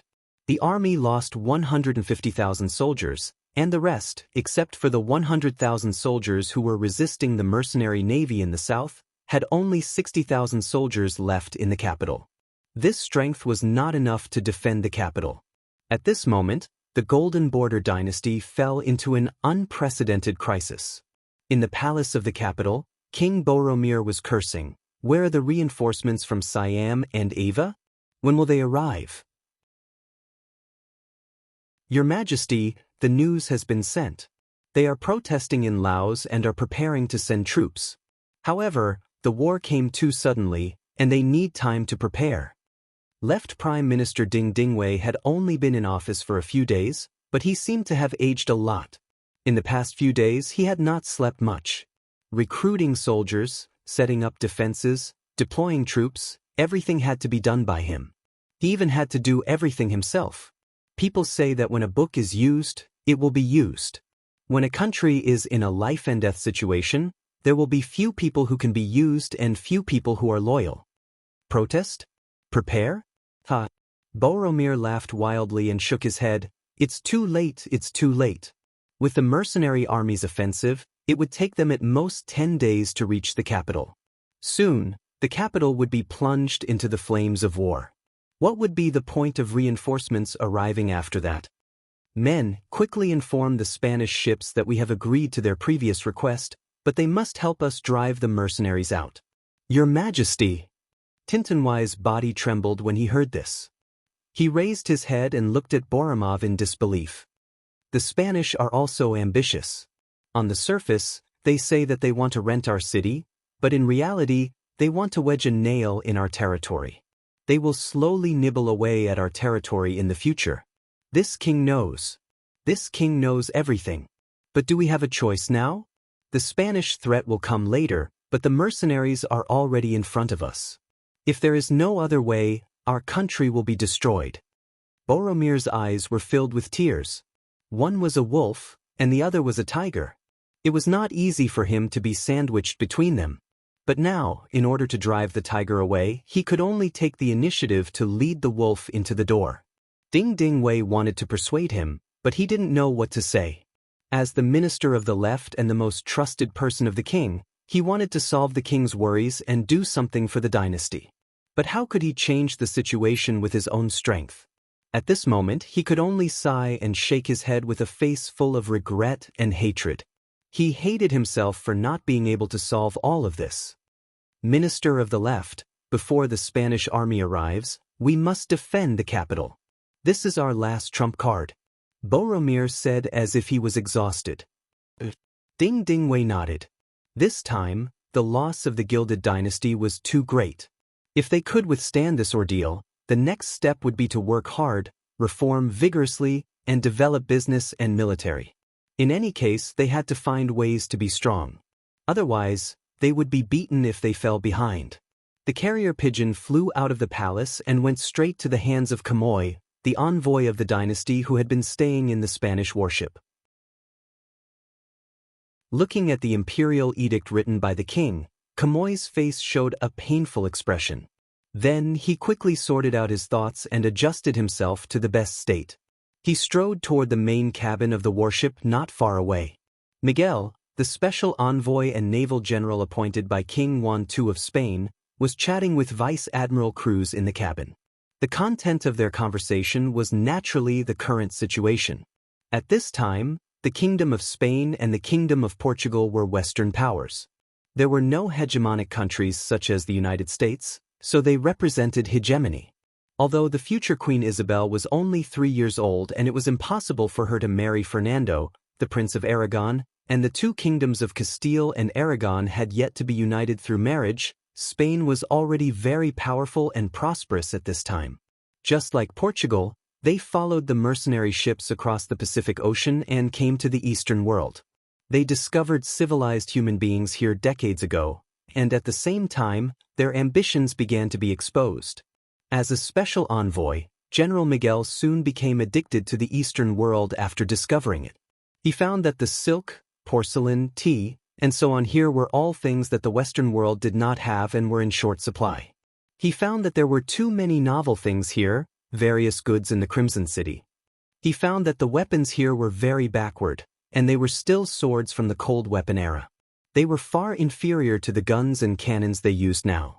After discovering too many things, his selfishness also became inflated. The idea of wanting to use good things for himself was suddenly born.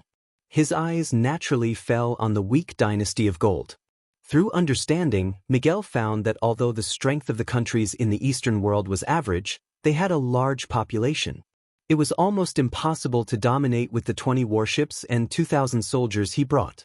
If he wanted to gain a foothold here, the first step was to occupy a place and use it to slowly expand and develop. Chapter 9:27. With this idea in mind, Miguel got in touch with the Golden Border dynasty.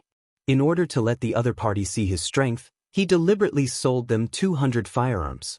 After earning a lot of money, the other party's attitude towards them became warmer. They even sent a messenger, Kamoy, to negotiate with them. The two sides negotiated. Everything else was easy to discuss, including bringing back the goods from here to the Western world. They could also sign a long-term contract to supply firearms and so on. For this, the Golden Rim dynasty was also willing to pay a large sum of money. However, when it came to renting a city to them, Kamoy directly refused. Kamoy said, "The Gilded Dynasty is a country with complete sovereignty and territory. It is impossible for them to rent out a city. This is a provocation to the royal family. The king, ministers, and the people will not tolerate it." The negotiations had to stop. Just as Miguel was still thinking about how to persuade Kamoy, the war suddenly broke out. A ship with a 5-star flag suddenly sailed into the port of the Goldilocks dynasty and began to disembark after a series of bombardments. Everything happened so quickly that by the time Miguel got the news and sent Deputy General Cruz to check on the situation, everything had already been settled. Because of this, Kurlutz did not have the chance to see the moment when the mercenary navy showed off their power. This sowed the root of their destruction not long after. The port of the Golden Border dynasty was opened by the mercenary military force, so there was no need for peace talks. Miguel decided to wait and see. He wanted to see who won and who lost, and how he would benefit from it. He did not have to wait too long. Before the war was over, Kamoy appeared and expressed that their king was willing to rent a seaside city to the Spanish Navy. He did not even want any reward. He only asked them to drive the mercenary ships out of the sea. In the previous negotiations, Special Envoy Miguel bragged more than once about how powerful their navy is, how terrifying the power of their artillery is, and so on. In short, they described themselves as invincible in the world. Kamoy came with the intention of King Boromir, which made Envoy Miguel very happy. However, he didn't agree immediately because in his eyes, mercenaries were a better partner. The other party had more novel goods. Now that the Golden Rim dynasty was in danger and was about to be occupied by the mercenaries, why not have a good talk with the mercenaries? In such a sensitive period, he might get more benefits. He only said that he needed to think about it and sent Kamoy away. Then, Envoy Miguel called his deputy general, Cruz, and asked him to talk to the mercenaries on his behalf. However, this time, the cities they rented had increased from 1 to 3. Miguel's learning ability was very strong. During this period of time, he learned that Eastern businessmen always like to bargain when talking about things. Sometimes, the asking price might be a frightening amount, but the real transaction price would be very low. When he first came here, he had suffered a lot because of this. Now that he had experience, he wanted 3 cities. In his opinion, even if he couldn't reach an agreement, he could still negotiate. At least 2 cities shouldn't be a problem. But he didn't know that it was impossible for the mercenaries to negotiate with them about territorial issues. His approach was just asking for trouble. Cruz, who received the order, came to the port of Gombo in a warship disguised as a merchant ship, but what he didn't expect was that his ship wasn't approved. In desperation, he had to drive a small boat into the port and saw Long Yuntian, the commander of the 1st Marine Army's 3rd Division, who was commanding the overall situation here. With Yang Chendong's words, Long Yuntian was not only no longer the acting head, but also the commander of the 3rd Division. His gratitude was needless to say. He had already made up his mind to follow the 6th Young Master for a lifetime. At this time, he was commanding the 4th Marine Division to cooperate with the 6th Young Master's attack from the north. The Marine Cold Front was a dragon on the sea and a tiger on land. They were powerful. Although the Golden Rim dynasty sent 100,000 troops to support them, they didn't gain any advantage in the hands of Long Yuntian.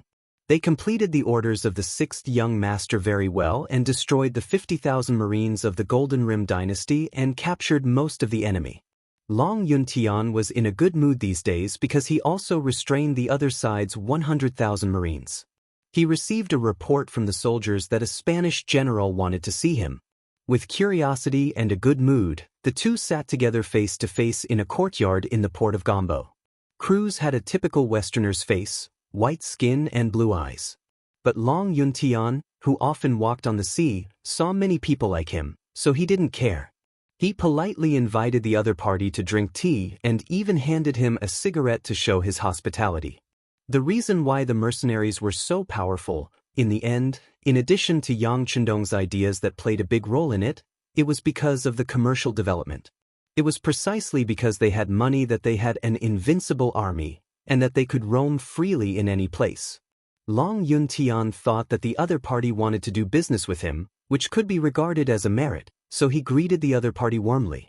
Unexpectedly, the expectation was too different from what he imagined. The other party actually wanted to rent a seaside city and asked for 3 at once. He also deliberately pointed out that the mercenaries and the Golden Rim dynasty were in a stalemate and the Golden Rim dynasty had agreed to their request to rent a city. The indirect meaning was very obvious. The Golden Rim dynasty agreed. If the mercenaries didn't agree, then the next course of action for the Spanish warships was very clear. Damn, only 20 warships and they are so arrogant. They don't want to live. After hearing the other party's request, Long Yuntian's face showed an angry look. The translator sent by the First Red Nest Academy didn't speak. He knew that some words couldn't be translated casually. What did he say?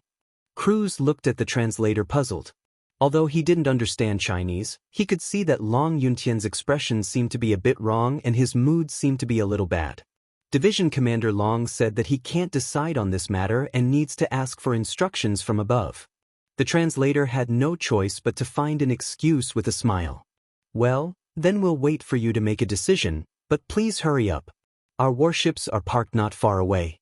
As long as you agree, we can immediately provide artillery support to help you repel the soldiers of the Golden Rim dynasty. Cruz said proudly. At this moment, it was as if he could dominate the battle with a single move. Okay. The interpreter nodded with a smile, then conveyed Kurlut's message to Long Yuntian. At the end, he added some words of his own. Commander Long, you should ask the dean before making a decision on this matter. What? Yes, asked the sixth young master. Long Yuntian nodded and agreed. He asked the translator to arrange a place for Cruz to rest. He went to the telegraph room and reported what happened here. The telegram was quickly sent to Yang Chendong. After reading it, his face was as calm as water, but the movements of his hands had completely exposed his thoughts. The telegram was tightly clenched into a ball by his right hand. Beta Persei, telegram. Beta Persei, who rarely saw the sixth young master angry, immediately took out his pen and paper.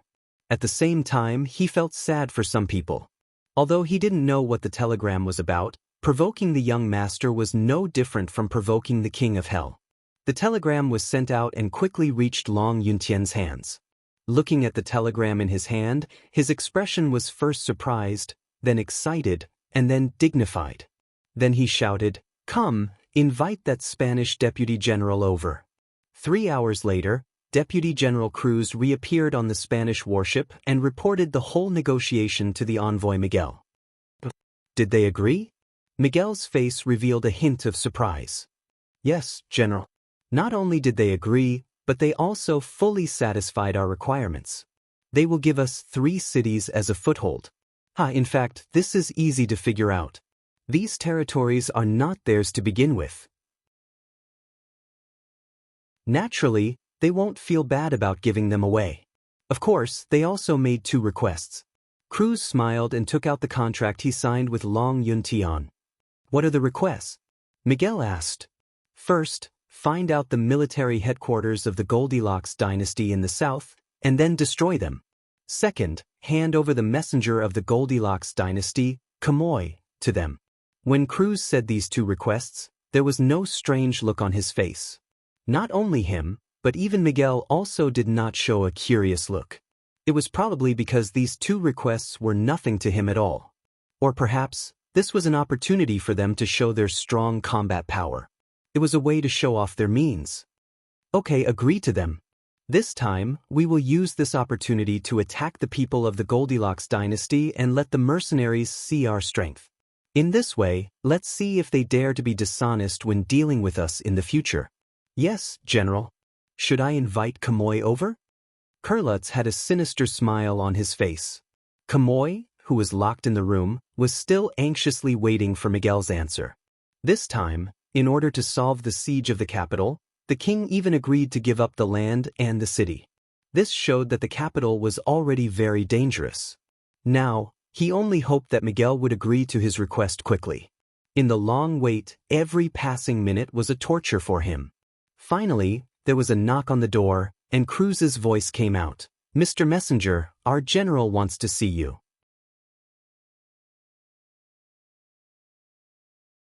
Chapter 9:28. Kamoy met Miguel again as he wished, and then got a very satisfactory result. The other party agreed to the deal and proposed to meet with their commanding general to discuss how to deal with the mercenaries. Although the number of reinforcements was only 2,000, they all had guns, and the Spanish warships also had cannons, which were not available in the Golden Border dynasty. Once used well, it could play a role in a surprise attack, and it was not impossible to reverse the situation of the war. Kamoy left happily, and when he returned to the ship a day later, he brought the news that the southern command of the Golden Border dynasty agreed to the alliance. Soon afterward, the 2,000 Spanish troops disembarked and left behind Kamoy's messenger. Then, Long Yuntian received the information sent by Kurlutz, and the first and second groups set off. An unfathomable but chaotic battle began.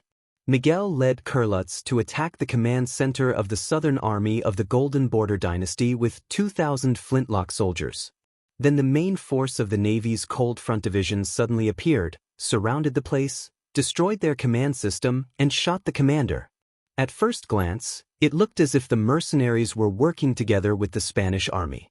But suddenly, the mercenaries opened fire at the unprepared Spanish army, who were about to enjoy the fruits of their victory. Finally, Hai's 3rd Division showed their strength.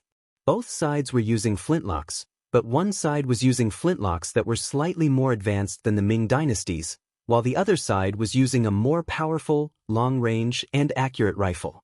Before the battle had even begun, the victor had already been decided. After a chaotic battle, Miguel, Kurlutz, Kamoy, and others were captured. It was the so-called mantis stalks the silkworm, unaware of the oriole behind. The Spanish army, Kamoy, and others were used and became captives in the hands of the mercenaries. Also captured were 20 warships belonging to the Spanish. They were occupied by the 4th Sea Division, and then the warships went straight to the harbor of Chimney City. The southern command of the Golden Border dynasty was destroyed, and the 100,000 troops were leaderless. Taking advantage of this opportunity, the 4th Sea Division launched a full army charge. The army was defeated in the chaos, and the southern defense line was broken. All of this was Yang Chendong's strategy, using the Spanish army to defeat the southern army of the Golden Border dynasty.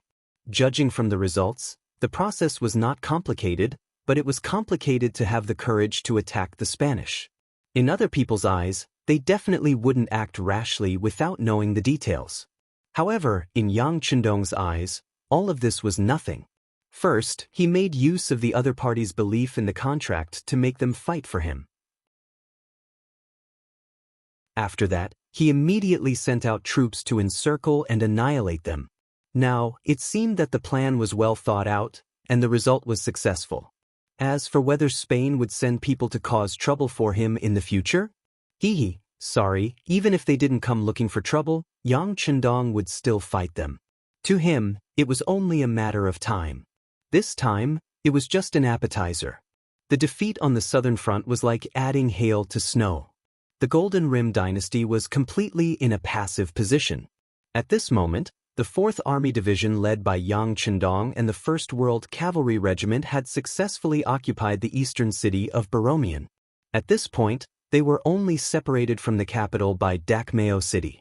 It was no exaggeration to say that the Golden Rim city of the Golden Rim dynasty had appeared in front of the mercenaries. It was only a matter of time before they captured it. In the capital of Golden Rim City, when the news came, the entire capital was in chaos. Countless merchants and people wanted to escape from the war. There were even many family members of the officials among them. Left Prime Minister Ding Dingwei, who had long predicted this, gave a death order. The 4 cities were closed.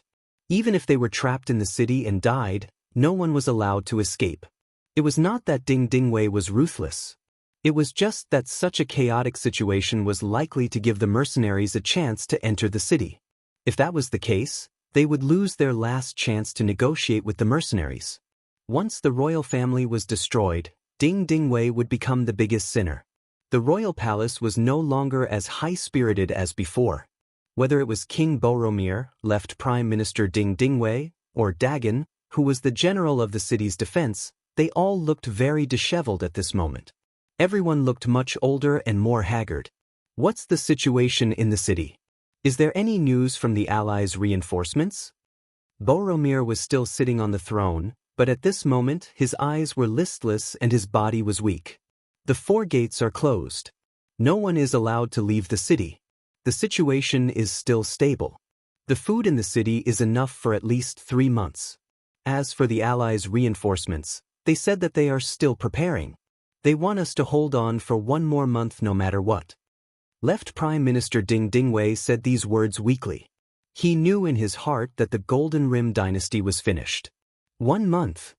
Boromir sneered. The mercenaries' progress was so fast that not only did they catch him off guard, but also the Allies. Since that was the case, there was no need to rely on them. His gaze moved from Ding Dingwei to General Dagon. If we defend Golden Rim City to the death, can we hold on for a month? Dagon looked troubled. Your Majesty, I'm afraid it's difficult. But I and the 60,000 soldiers in the city will not retreat.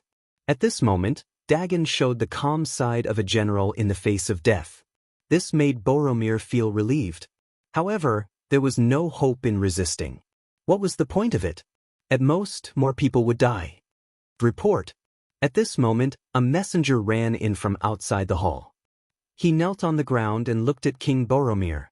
He lowered his head and said nervously, Your Majesty, news just came from the front lines. Darkmouth City has opened its gates and surrendered. The main force of the mercenaries is coming to the royal city. Boromir laughed when he heard the news. Then, he smashed the crown that symbolized his status as a king on the ground. Surrender? Surrender? Could it be that this prince has mistreated them? Why don't they even have the courage to resist? Ding Dingwei saw Boromir roaring like a madman and repeatedly said, Your Majesty, take care of yourself. Okay, you don't have to persuade me. My days are numbered. Boromir shook his head. After a long while, he looked at Ding Dingwei and said in an extremely weak voice, Since that is the case, let's negotiate with them and surrender. After saying this, Boromir seemed to have exhausted all his strength. Then, he plopped back on the throne and waved his hand repeatedly. He wanted Ding Dingwei and Dagon to make the decision. The 2 civil and military officials wanted to say some words of comfort, but they felt that anything they said would be useless. They cupped their hands and left. Instead of saying anything, they might as well do what they were about to do. At the very least, they had to seek some benefits for their king through negotiations. They had to take advantage of the fact that they could still defend the royal city and make some demands. Right Minister Du Ci's residence was heavily guarded by soldiers. No matter how chaotic the royal city was, this place was still as peaceful as before. No one could disturb this place. Skylark's residence was the best protection. This was the backup plan that Boromir had left for himself. It had only been 20 days since the start of the war, but the situation had already turned upside down. Things had remained the same, but people had changed.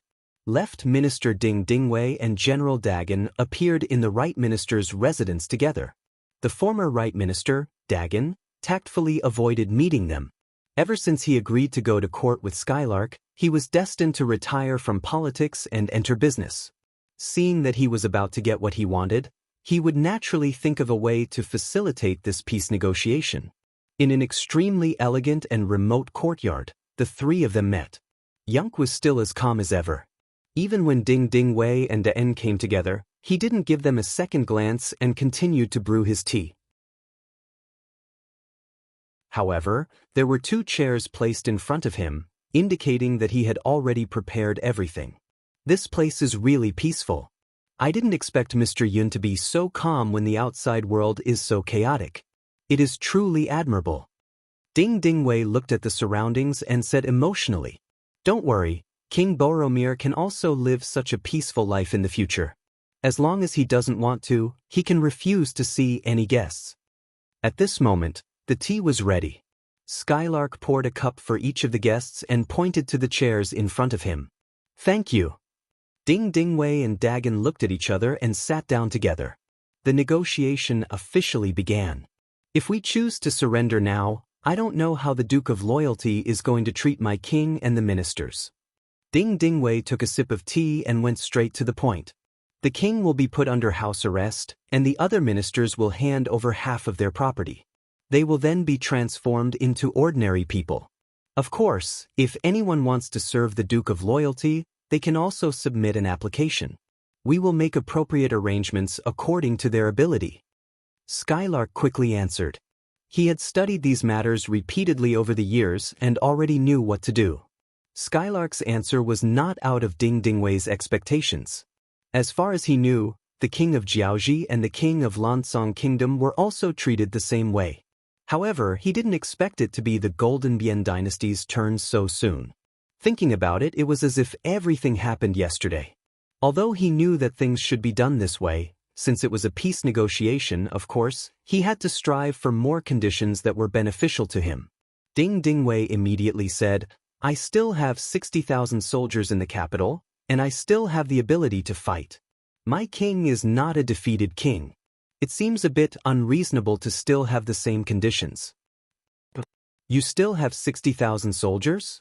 Skylark seemed to be interested and raised his head.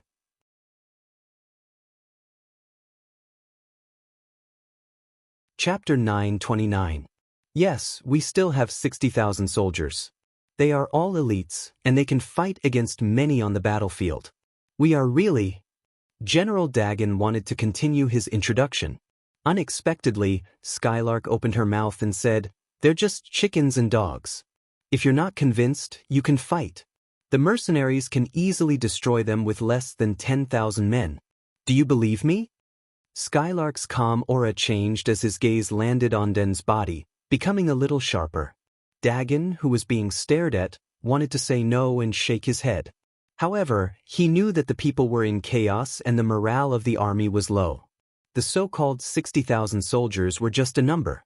If they really faced the mercenaries, they would definitely lose. Ding Ding Wei sighed in his heart. He knew that his idea of using the army as a bargaining chip had failed. He also knew that they were meat on the chopping block. They had lost the right to speak and the right to make conditions. Yunk seemed to have noticed that Ding Ding Wei was past his prime. He took out a telegram and placed it on the table. As the general of Chuanlong City, Hamo should have defended the city to the death and waited for reinforcements. However, not only did he not do so, he did not protect the people under his rule. Instead, he set his horse on fire, causing tens of thousands of people in the city to be injured and killed. Not only that, you even put the blame on the mercenaries. Now that Hamo has been captured, he has told the truth. Soon, the truth will be revealed to the world. As an envoy, Hamo did not refuse the unreasonable request made by the Spanish army. Instead, he agreed to cede a city in exchange for benefits and asked them to send troops to deal with the mercenaries. This is clearly an act of dividing the country. He is a sinner of the Golden Border dynasty. Now that he has been captured by the mercenaries, he has confessed everything he has done. Both of you, martial artists, do not think about war, and scholars do not think about remonstrances. Do you think there is any hope for the Golden Border dynasty even if it survives? Since he could no longer display his brilliance in Boromov's hands, it would be better for him to hand over his power and let us, the Duke of Faithfulness, change them. Just like Laos and Vietnam, the government is now harmonious, the economy is developing rapidly, and the people are living the life they want. Isn't that good? Isn't that what a subject wants to see? Skylark pointed at two things and spoke in a strict tone, forcing Ding Ding Wei and Den to lower their heads involuntarily. Yes, there were indeed a lot of internal problems in the Golden Bian dynasty. To solve this problem, it was not just a matter of money, but a fundamental change was needed. This could only be done by mercenaries. Facts also proved that in the areas they ruled, the lives of the people were indeed higher than other forces. Otherwise, there would not be people of the Golden Border dynasty who had escaped, and the Golden Border army would not have sealed the border, which eventually led to the end of the war. King Boromir was a despicable person. Even now, the silver in the treasury had not been touched. The recruitment of new soldiers was only halfway done. Who could say that the current state of the Gilded Dynasty was not caused by this king? The two civil and military officials lowered their heads at this moment, speechless. They really did not know what to say. On the other hand, Skylark's stern expression disappeared in an instant.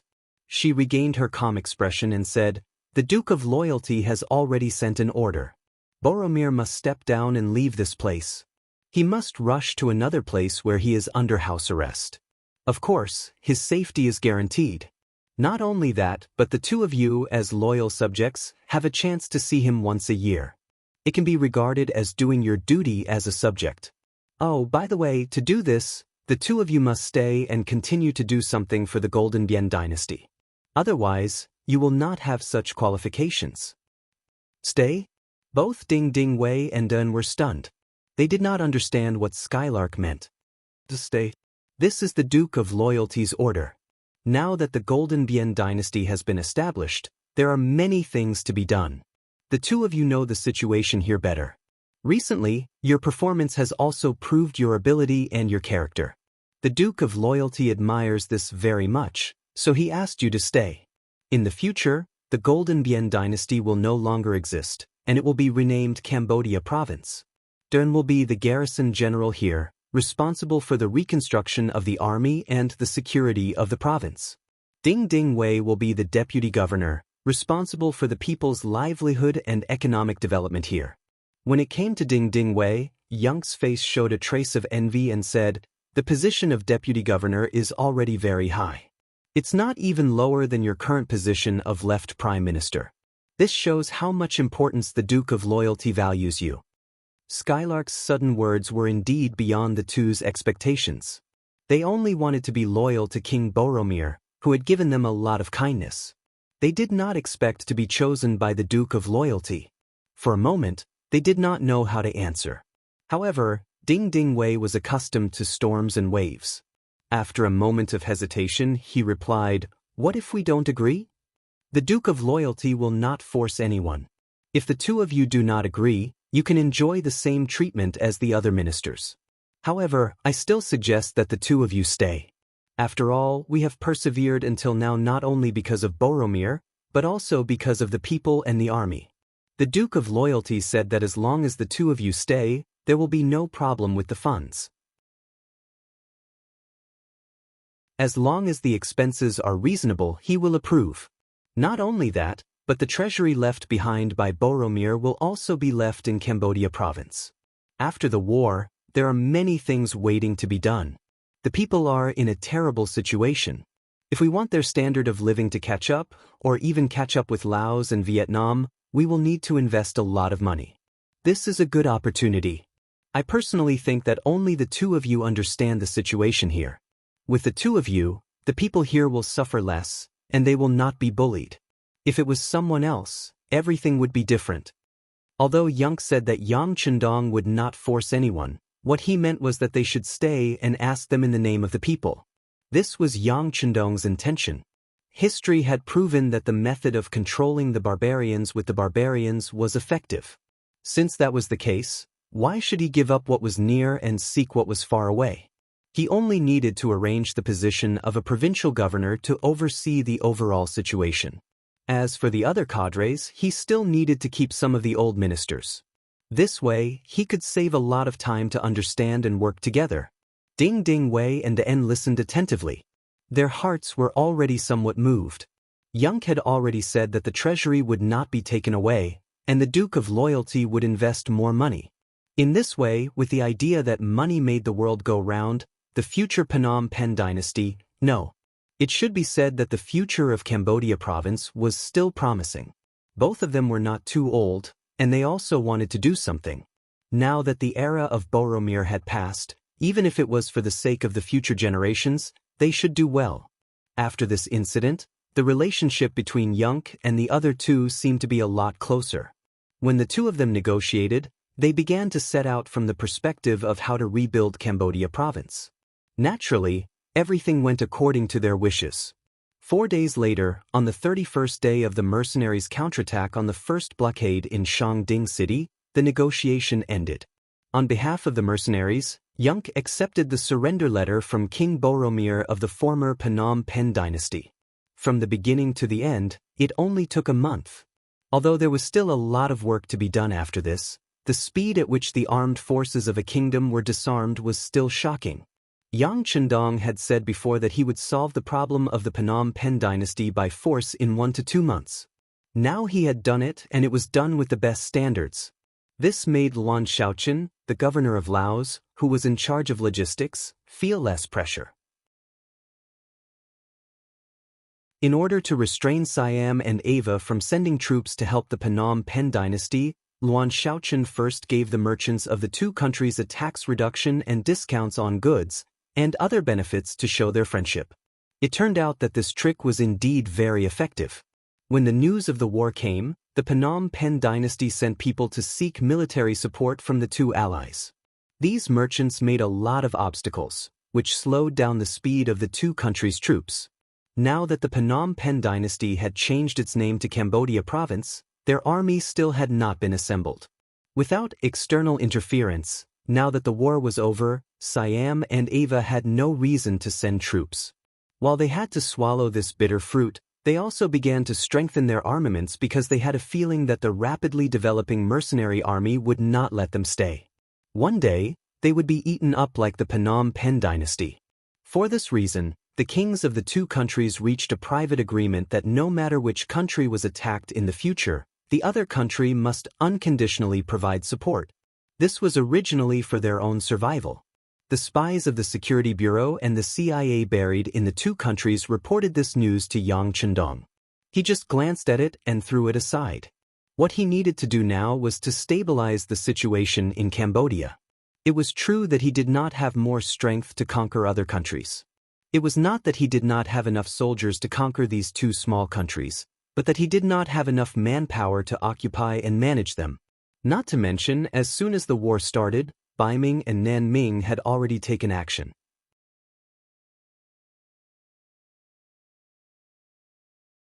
Chapter 930.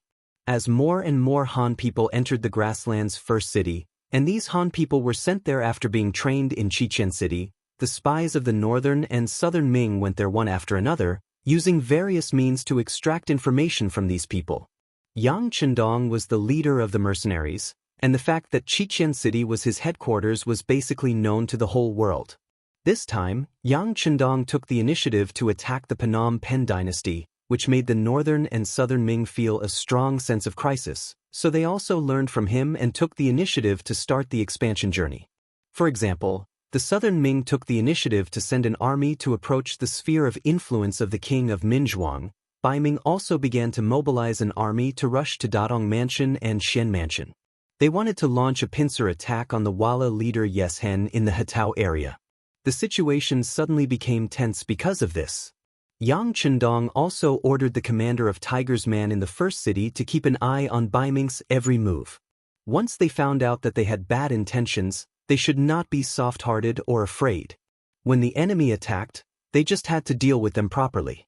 While the first city was ready to defend, Yang Chendong also sent a telegram to the general of Yunnan province, Hong Jin, to send troops to Liangshan. He wanted to show his presence in front of the forces of Bai Ming and the king of Minzhuang, and also indirectly warn both sides to be careful of his existence as a fisherman. In terms of original intention, Yang Chendong did not want to see the southern Ming unify the south. A strong and complete southern Ming was not what Yang Chendong wanted to see now. What he wanted to see was a serious internal friction in the southern Ming, which would play a better role in promoting his presence there in the future. No matter how chaotic the situation outside was, Yang Chendong's eyes were still on the newly established Cambodia province. When the capital, Phnom Penh City, also opened its door and surrendered, and King Boromir was secretly sent to Chichen City, the previously prepared 340,000 people also went down the Mekong River. Among the 340,000 people, there were Han people in Chichen City, Mongols in the first city, and foreigners in Laos and Yunnan province. Yang Chendong adopted the method of mixing sand to reduce the proportion of the original residents. However, in the face of Cambodia, which had a population of 4 million people, a mere 300,000 people could not solve any fundamental problems, which was also what troubled him the most recently. Sun Xiaoguang was one of the cadres that Yu Qian, the governor of Chichen City, valued highly. When he was less than 40 years old, he was found to have the ability to manage and see the overall situation. He began to be put in an important position and participated in the construction of Chichen City. This time, when Yang Chendong asked Yu Qian for him, he was entrusted with an important position and became the first governor of Cambodia province. At this time, he was standing in the palace of Phnom Penh City, reporting to Yang Chendong about his work and some of the difficulties he was facing now. "Governor's son, leave a quarter of the palace as my office in the future. You can rebuild the rest of the place into a commercial street. Compared to the special geographical location of Cambodia province, this place will become an important base for the business of the sea route. If it is done well, the business here will be very promising. This can also make this place a place to generate tax. You must seize the opportunity." Looking at Sun Xiaoguang, Yang Chendong gave advice on the local conditions. "Yes, sixth young master, Xiaoguang understands." Sun Xiaoguang replied in a deep voice. Although in terms of age he was much older than Yang Chendong, it did not prevent him from admiring the sixth young master. Perhaps in the entire Chichen City, there was no one who did not respect the sixth young master who had brought them everything they had today. Compared to Laos and Vietnam province, Cambodia's territory is not very big. It should be easier to manage. I will see your performance. By the way, do you have any difficulties? Feel free to tell me. If I can solve it, I will help you. Yang Chendong spoke again. This time, he met Sun Xiaoguang not only to encourage him in his work, but also to help him solve practical problems. Everything was ready. Logically speaking, Sun Xiaoguang only needed to develop slowly according to the plan. It was only a matter of time before changes and gains were made. However, since he had the opportunity to make a request, he would not miss it. "Sixth young master, if it's possible, can you move some of the people here away? You said just now that Cambodia's territory is not very big, but it has a large population. With such a large population base, according to the previous regulations, the land is not enough to be distributed. You can't expect everyone to go into business, right? Although some factories will be built here in the future, it will still take time. During this time, many people will have nothing to do. I am worried that as time goes by. Tell me, how many people do you think it is appropriate to move?" Yang Chendong waited for Sun Xiaoguang to report the data. When he opened his mouth, he went straight to the heart of the problem. "If you can move half of the population, I can guarantee that everyone here will have something to do. The situation will be completely stable, and the speed of development in the future will be good." Finally, Sun Xiaoguang seized the opportunity and demanded an exorbitant price. He wanted to move 2 million people. 2 million? Yang Chendong did not expect Sun Xiaoguang's request to be so high. However, when he thought that Sun Xiaoguang was doing it for work, he did not refuse. Instead, he quickly nodded and said, "Okay, I will think of a way." Originally, he wanted to bargain, but he did not expect that the sixth young master would agree. Sun Xiaoguang was very happy and nodded repeatedly to express his gratitude. "You don't have to thank me. You are doing this to do a good job. I can find a way to move 2 million people out for you, but you have to remember that once this place is restored to its original state, there will still be outsiders who want to move in. At that time, you are not allowed to talk about conditions and difficulties. Yang Chendong gave a warning in advance. Sixth young master, don't worry. I know. Sun Xiaoguang stood at attention and promised. Now that Cambodia was just established, it needed the help of others. In the future, when they became stronger, they would naturally help other regions. Sun Xiaoguang was very clear about this. Not long after, Sun Xiaoguang left happily, leaving Yang Chendong standing there looking at the map with his brows furrowed. Looking at his current forces, needless to say, Chichen City was the place where the Han people gathered. People from Cambodia were not qualified to go there, so they could be excluded. Shur City had the smallest population, about 200,000. However, it was not rich in resources, so it was difficult to be self-sufficient. Therefore, he could not send a large number of people there. Vietnamese province already had a population of 3 million. It was not impossible to accommodate more people, but it would only increase the burden there. The same was true for Lao province, which had a population of 3 million. It also needed development, but it could not absorb more people. Since these forces could not do it, he could not throw the 2 million people that Sun Xiaoguang proposed to move into the sea. Yang Chendong's mind flashed an idea in an instant. Then his eyes fell on the sea. In a few breaths, layers of ideas formed in his mind. Then he punched the place marked on the map as Luzon Island with a smile in his eyes. In ancient times, Luzon Island was a small country called Luzon. Since the Song and Yuan dynasties, China's merchant ships often came here to trade. China's ancient books called it Little Luzon. There were special articles in the East and West Western Studies, and Ming history, foreign biographies. In the third year of the Ming Yongle dynasty, 1405, the eunuch of the Three Guarantees, Zheng He, led a huge fleet to Luzon. He was appointed as the governor of Luzon by the Yongle emperor. He was in charge of the country's politics, economy, military, and culture. He served for 20 years, 1405 to 1424. During this period, Su spared no effort to promote the Chinese culture. He implemented the rule of Confucianism and benevolence. He spread the advanced technology of agriculture, fishing, industry, and commerce in southern Min. He promoted shipbuilding, textile, pottery, tea, and other industries, making outstanding contributions to the social stability, economic development, and cultural prosperity of Luzon. Today, Luzon Island was still considered one of the vassal states of the Great Ming Dynasty. After the north and south were clearly separated, their strength was greatly reduced. In addition, they had forbidden the sea for many years. They had lost their original deterrence to Luzon Island. Luzon Island had become an isolated place, so why not occupy it for their own use? In fact, in 1450, the Arab merchant said Abu Bakr had already established an Islamic regime in the southern part of Luzon Island. In the future, history would call this place the Philippines. Now they were only building their own forces on the southern island. Once they had a firm foothold, even if they didn't take over Luzon Island, other forces would also be tempted. Since that was the case, why should he be polite? The only thing he needed to worry about was that once the news of occupying Luzon Island spread back to the Ming Dynasty, would it affect the current relationship between the two sides?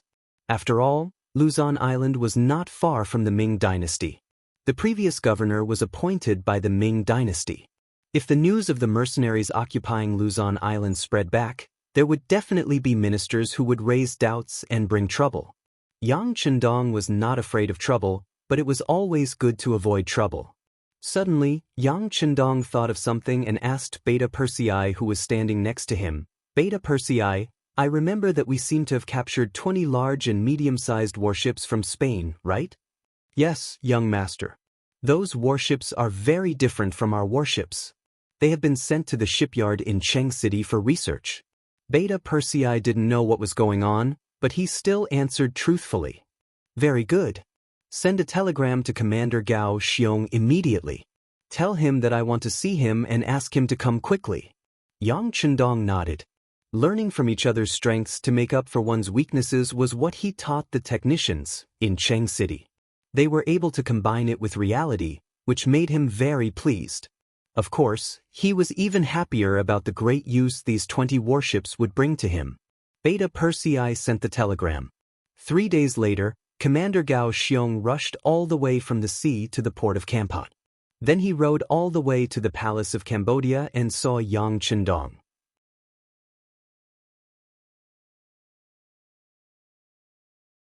Chapter 931. As soon as the two sides met, Yang Chendong pointed to the Luzon Island area on the sand table and asked Gao Xiong, "How is it? Do you have the confidence to conquer this place in one bite?" Gao Xiong, who looked at the sand table, was surprised. "Luzon Island?" "Yes, it's Luzon Island." Yang Chendong nodded in agreement. Gao Xiong did not answer immediately. Instead, he thought for a moment before replying, "Sixth young master, our people have landed on this island more than once. We are very clear about the situation inside. Their defense is very weak. There is no problem in taking them down. However, there are many Han people there, and they have a close relationship with the Great Ming Dynasty. If we attack them, I'm afraid..." Gao Xiong did not continue, but the meaning was very clear. If they attacked Luzon Island, it would cause dissatisfaction from the Great Ming Dynasty. Now, all the supply and demand of the first city had to pass through the land of Baiming. Once the relationship was strained, there would be no benefits between them. It doesn't matter. Times have changed. With our current strength, we can't launch an attack on the southern Baiming dynasty, but we can still wipe out some of the forces in the periphery. Besides, this time we don't have to use the banner of mercenaries. You know that your 3rd Sea Division captured 20 Spanish ships before, right? Yang Chendong only gave a slight hint, but Gao Xiong immediately understood the meaning behind it. He immediately said, "Sixth young master, you want to arrange them to attack Luzon Island?" "Oh, I understand. Please rest assured, sixth young master. I will prepare it immediately. I promise that no one will know about it. This is our intention." "Good. Commander Gao, this time we have dealt with the Spanish ships. I believe that it won't be long before they send more people. In addition, the Portuguese ships are still wandering in this area. No matter how good the things are, it won't be enough for so many people to share it. What's more, this young master has never thought of sharing with them. Even if one day the conditions permit, we will go out and occupy more places, so the construction of the navy is not waiting for us. Just one army is not enough." Does the sixth young master mean that he wants to form an army? Gao Xiong was smart, and he immediately understood the hidden meaning behind those words. Next, they would need to form another army, but there would be more armies in the future. In the future, when the armies were combined, they would still need to form a division. There was still a long way to go. As for you, you have to be prepared to shoulder the heavy burden.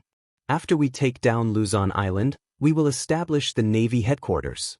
At that time, you will be the first deputy commander. Yang Chendong patted Gao Xiong's shoulder. Gao Xiong was steady, had a strong view of the big picture, and was good at commanding. He was someone who could shoulder heavy responsibilities. Hearing this grand plan, Gao Xiong felt his blood boil. He stood at attention and said, "Sixth young master, don't worry. I'll go back and prepare immediately. At the same time, there will be a selection of Navy soldiers in Resin City. In fact, we have been doing this kind of work, but because the number of soldiers we need is limited, we didn't do it with great fanfare. But it's not a problem to form an army in a short time." "Very good. At least the candidate for the commander of the Second Army, in the name of the Navy headquarters, let me have a look." Yang Chendong did what he said and put the task of forming the Second Army on the agenda. In Yang Chendong's view, if he wanted to expand his strength, it was not enough to just do it on land.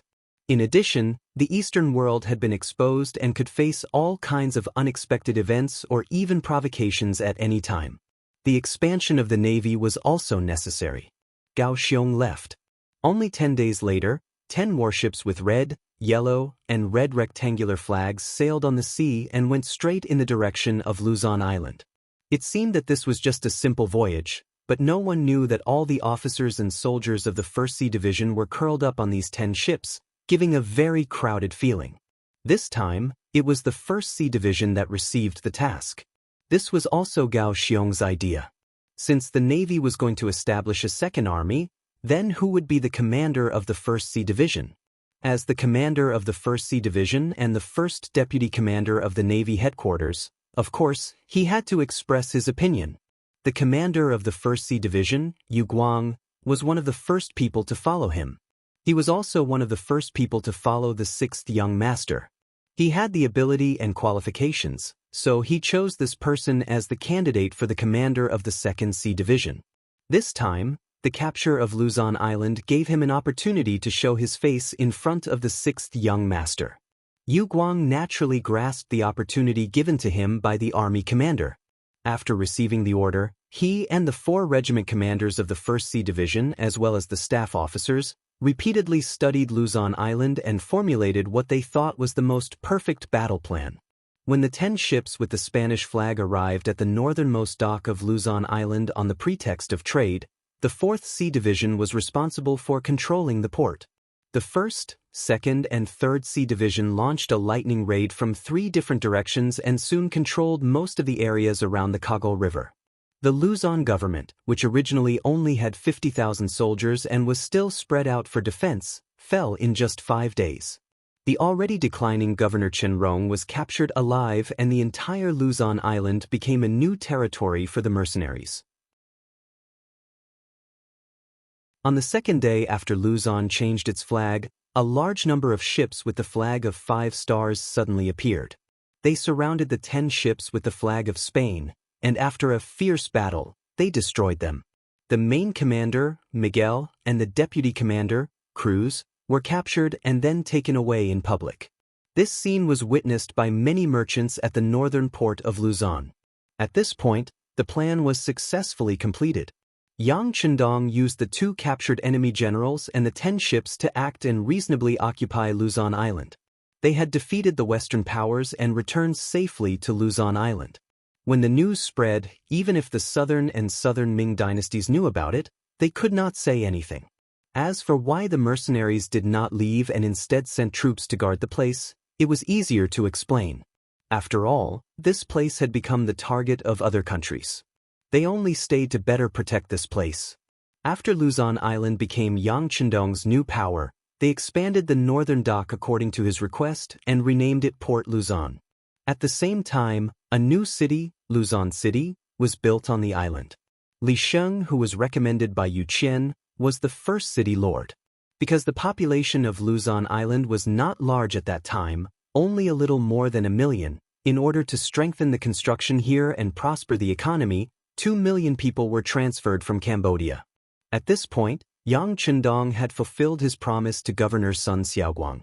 After Luzon Island became a member of Yang Chendong's sphere of influence, they had successfully taken control of the Ming dynasty's South China Sea.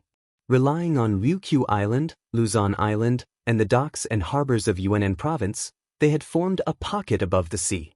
Without their consent, any ships of any power that entered this place might face a heavy blow from 3 sides. The mission of capturing Luzon Island was successfully completed. The time came to May of 1454 AD. At this time, the second wife, Xiao Yin, was about to give birth. Yang Chendong gave up all military affairs and returned to Chinan City to accompany Xiao Yin, who was about to give birth, to wait for the birth of his first child. Yang Chendong stopped, and the provinces under his power also settled down. Those that should be developed continued to develop, and those that should be stabilized seized the time to stabilize. The Navy headquarters also passed a resolution to build the Second Sea Army, appointing Yue Guang as the commander. There were 4, 5, and 6 naval divisions under his command, with a total of more than 26,000 officers.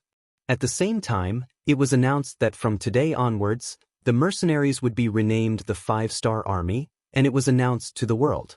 The mercenaries changed their name to the 5-Star Army, which was definitely a big deal.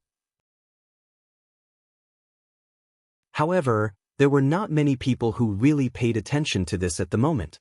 Everything was following Yang Chendong's attack on the Phnom Penh dynasty.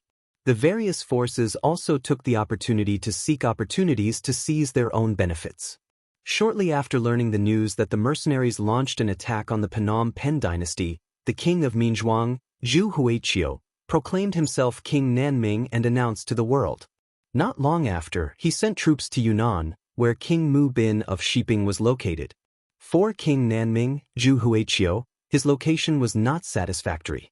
To the north and east, there was Baiming's army, to the west, there was King Mu's army, and to the south, there was the mercenaries' territory of Yunnan province. He was surrounded on all sides, and there was not even a safe way out. Once something happened, wouldn't his life be in danger? In order to solve this problem, he was bound to kill his way out. After thinking about it, he set his target on Yunnan, where King Shiping was located. This was also a last resort. Relatively speaking, among the three forces that surrounded him, King Shiping was the easiest to bully.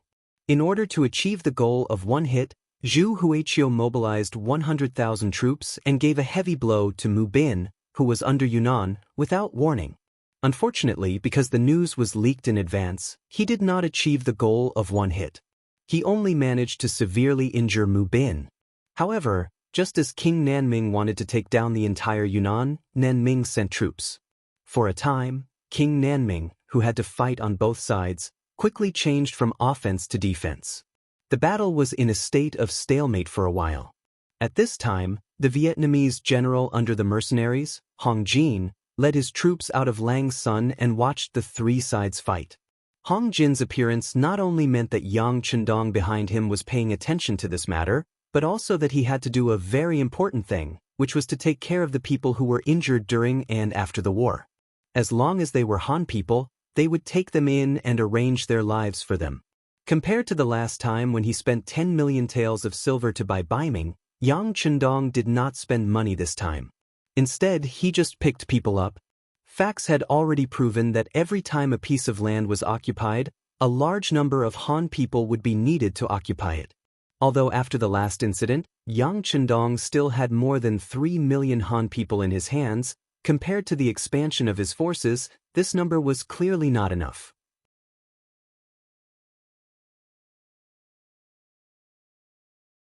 Chapter 932.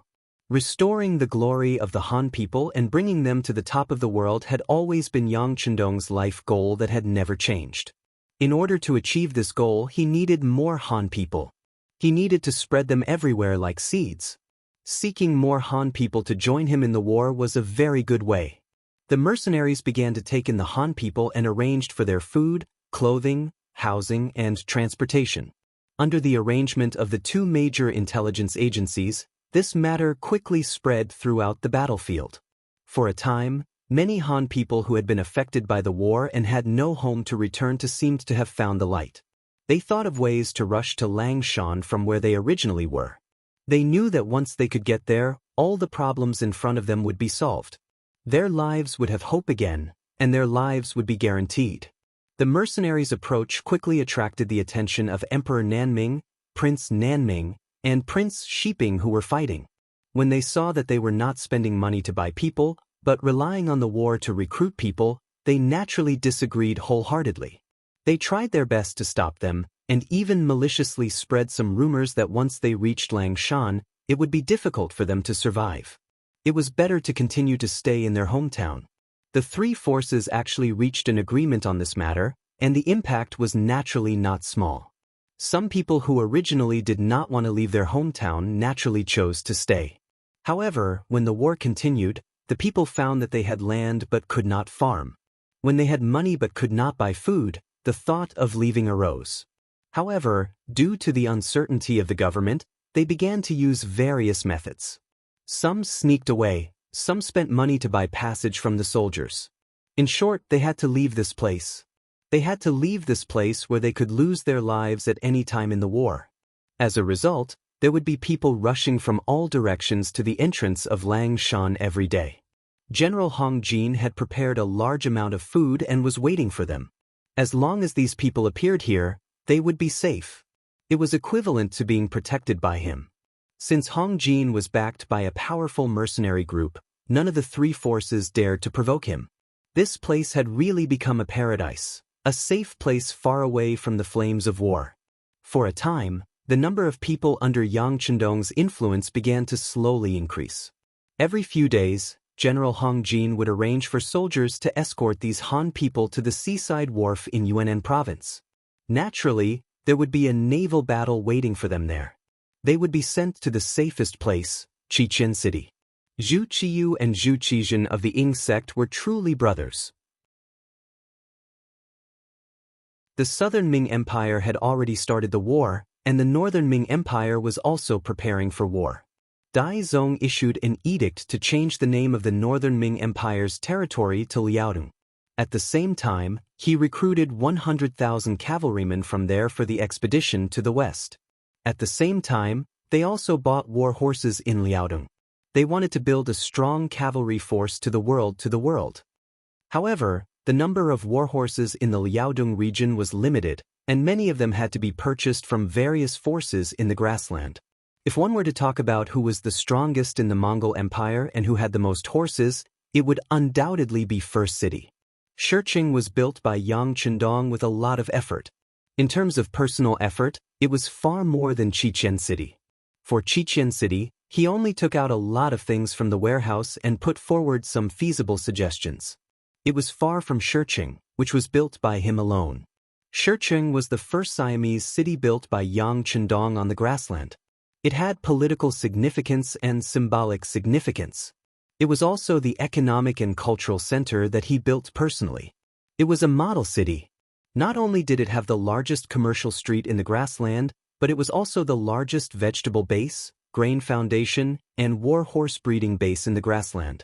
As early as when the city was being built, Yang Chendong spent a lot of money to buy a lot of stallions at a high price. He also hired many experienced horse breeders to breed and cultivate the war horses. After 2 years, there were finally results. The number of war horses began to increase, and Shiqing became the largest war horse breeding base in the grassland. In fact, the breeding of war horses was not difficult. As long as there were talents and materials, it could be built. Moreover, the climate of the grassland was suitable for the growth of war horses. However, other people could not do this. It was not that they were not determined enough, but that they did not invest enough.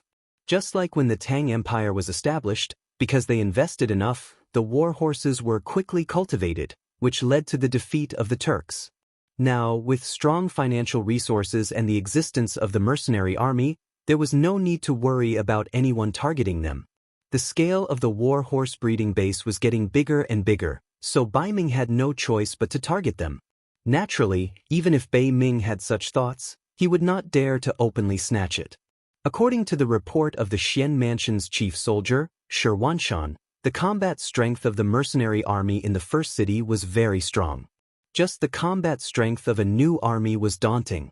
Not to mention, there were more than 20,000 mercenary cavalry in the North Desert City, which was thousands of miles away from the first city. Once there was danger here, the other party would arrive in less than 3 days. If one wanted to snatch it by force, there would be no other result other than asking for trouble. Since they could not rob them, they could only consider spending money to buy them. However, Bai Ming's money was used on the training of millions of new soldiers and the development of guns and cannons. How much money would they have to buy war horses? Moreover, the price of a good war horse was not cheap. It must be said that there were indeed some talents in northern Ming. Soon, there were ministers who proposed to buy horses on credit. For example, they were willing to use the future expenses of the mercenaries to offset the cost. There were also people who proposed to borrow money from the Yang family bank in northern Ming. Since businessmen could take a loan, why couldn't Bai Ming do it? These suggestions made Zhu Qiyu, who was having a headache, overjoyed. He immediately agreed.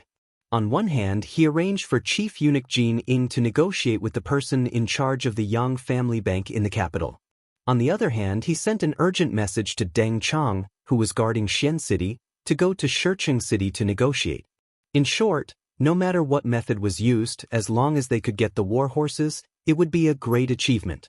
In Zhu Qiyu's view, he was the emperor of a country. Whatever he wanted, he would definitely get it. However, in front of the mercenary army, this thought was broken. In short, the The mercenary army only recognized money and not people. Deng Chang was naturally rebuffed. City Lord Yu Mian's answer was very simple. Considering that they were all Han people and Yang Chendong was the Duke of Loyalty, they were not outsiders. The war horses could be sold to them, but they had to take out enough money. Otherwise, there was nothing to talk about. The Yang family bank was even simpler. You borrowed 5 million taels of silver from us last year and haven't returned a single cent. How can we lend you money now? This was not in line with the development of business and was not allowed. The two sides that had high hopes were both heavily damaged. This result made Zhu Qiyu very depressed and angry. He felt that he had lost face. However, he did not have the courage of his ancestors and did not have the strength of his ancestors. Facing the mercenary army that was not weaker than them, he could not do anything. At this time, the North Korean envoy came to Baiming and came to pay tribute like in the past. All of this happened because of this tribute. In 1338 AD, the Goryeo king sent Li Qingge to attack the new Gandusi region. Li Qingge took the chance to start a coup. In 1392 AD, Li Qingge deposed the Goryeo king and became the king himself. He changed the name of the country to North Korea and set the capital as Hanyang, modern Seoul. The North Korean dynasty promoted Confucianism and rejected Buddhism. Adopting the doctrine of the big picture towards the Great Ming, that is, pledging allegiance to the Great Ming. This was one of the reasons why Ming Taizu declared not to conquer the country. North Korea and the Great Ming dynasty were both non-conquering countries, but North Korea had a closer relationship with the Great Ming dynasty. This might be due to their geographical location. Since the establishment of North Korea, every king had to be recognized by the Great Ming dynasty before they could ascend the throne and be regarded as the legitimate ruler. The relationship between the two sides was so good that when North Korea sent an envoy to pay tribute, the Baiming emperor would give them face and meet him. This time was no different from the past. Zhu Qiyu still wanted to meet the North Korean envoy as usual. The difference was that the envoy this time was not sent by the sixth king of North Korea, Li Hongwa. Instead, it was a subordinate of Li Hongwa's uncle, Lord Shoyang. At this time, North Korea was going through the Guiyujing disaster. The so-called Guiyujing disaster happened during the reign of Emperor Duanzong of North Korea. It was an incident where Emperor Duanzong's uncle, Lord Shoyang, usurped the throne in a coup. In essence, it was a matter of the North Korean royal family killing each other. The imperial court of the Northern Ming dynasty had also received news from the secret agents of the embroidered uniform guard that they had sent there. However, considering that this was another country's internal affairs and that the Northern Ming dynasty had many headaches, they did not pay much attention to it. Perhaps the Baiming imperial court already knew, or perhaps they did not know and did not care. In short, the current situation in North Korea was gradually becoming clear. Li Hongwa's faction had the upper hand. This time, Zheng Linji, who came as a special envoy, was the person Li Hongwa valued the most. Zheng Linji had just been appointed by Li Hongwa before he came to Baiming. He was the leader of the North Korean Dynasty's highest administrative organization, the parliamentary government. He was at the first rank and was equivalent to the Prime Minister or Prime Minister of China. Sending such an important minister over was only for one thing. That was, once Li Meng completely defeated Li Hongxian, he would have a legitimate reason to request Northern Ming to make Li Meng the new king. Zhu Qiyu, who was at the banquet, did not care about the North Korean matter. Perhaps in his opinion, it was not a big deal. North Korea was just a small country and did not deserve his attention. However, Zheng Linji, who felt good about himself, did not think this way. When he came, Li Hongwa told him that in order to get Baiming's support, he could do some things to show their existence. For example, the issue of mercenaries.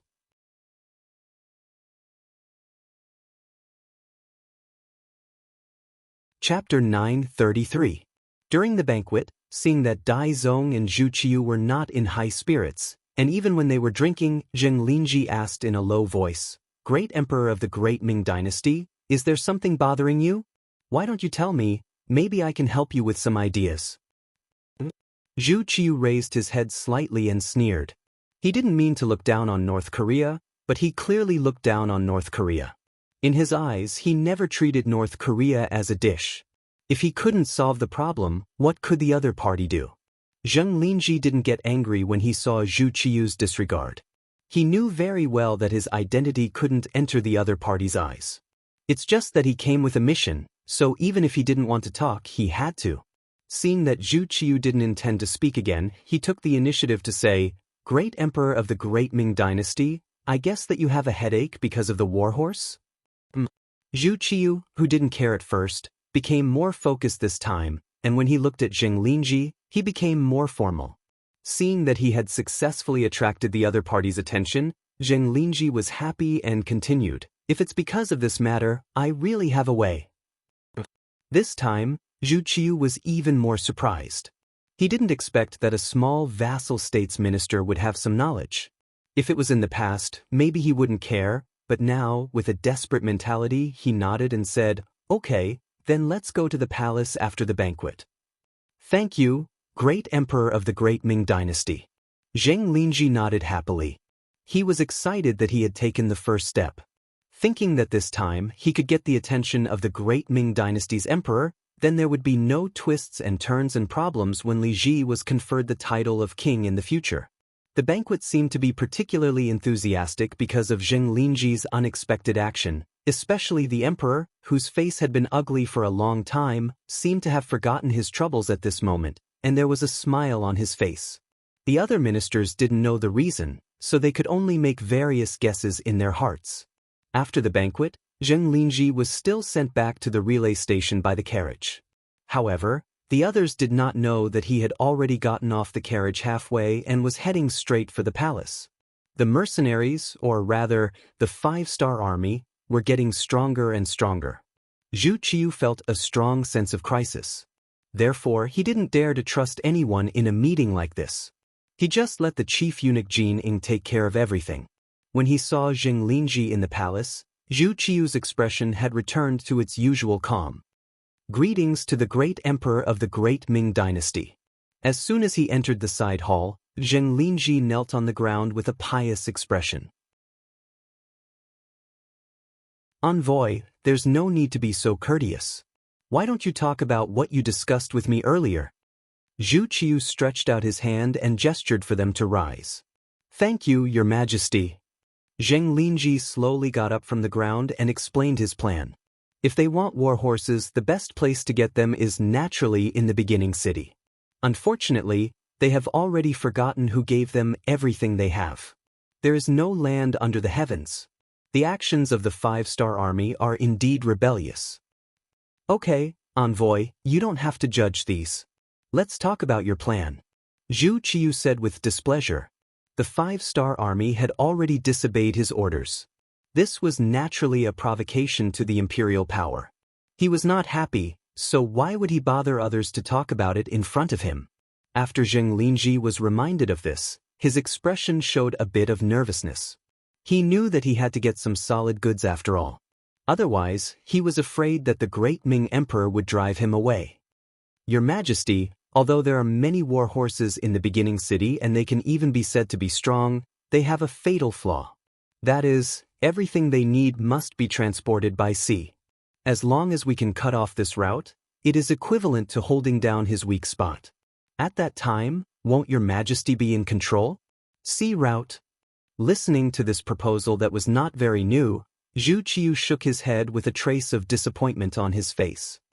"Envoy, you are wrong. The leader of the 5-star army is the loyal Duke of the Great Ming Dynasty. Why would I fight with him? Besides, the Great Ming Dynasty has been forbidden to go to sea for many years. There are no more ships. Your Majesty doesn't have any, but North Korea does. As long as Your Majesty agrees, this matter can be done by us. When the time comes, you can push all the responsibility to us. When the 5-star army agrees to Your Majesty's request, we will remove the blockade. In this way, they can't do anything about it." Zheng Linji said with a complacent look. These words were not said casually. It was the result of a long investigation by the North Korean Navy. Every time, the ships of the 5-star army would pass through their waters. After observation, they found that the other party seemed to be very careless. Every time, they only saw transport ships and did not see any escort ships. The number of ships of the 5-star army would not be many at a time, only about 30 ships. This strength was really not in the eyes of the North Korean Navy. If they suddenly attacked, there was a 90% chance that they would sink and cause heavy damage. Once the supply line was cut off by the sea, the position of the 5-star army would be awkward. At this time, Northern Ming was the mediator as one of the great powers of the Celestial Empire. Naturally, they could appear with a condescending attitude and propose some conditions for the exchange. After all, North Korea was a vassal state of Beiming. They would listen to them. With just one word, they could restore the sea route. For the sake of the 5-star army on the grassland, they had to pay some price. Zhu Qiu wanted to think about these things again in his mind. Then, he looked at Zheng Linji with a little more warmth in his eyes. Envoy Zheng, I heard that the situation in North Korea is a little unstable now. Replying to the great emperor of the Great Ming Dynasty, it's just a small problem. Our King Li Gu will be able to solve it soon. Zheng Linji knew that the critical moment had arrived. Okay, wait for the problem over there to be solved. I, Beiming, will confer Li Gu as the king of North Korea. Zhu Qiu spat out, giving the other party a guarantee. This was exactly what Zheng Linji wanted. He immediately knelt on the ground again. Long live the great Ming dynasty's emperor. You may rise. Zhu Qiu said in a good mood. Finally, there was an opportunity to curb the development of the 5-star army. Moreover, he didn't have to do anything himself. In other words, if any problems occurred during this period, he could naturally stay out of it. He would definitely agree to something that didn't require him to do anything and could still benefit from. Zheng Linji left happily. The next morning, he hurriedly left Beiming's capital and rushed back to North Korea.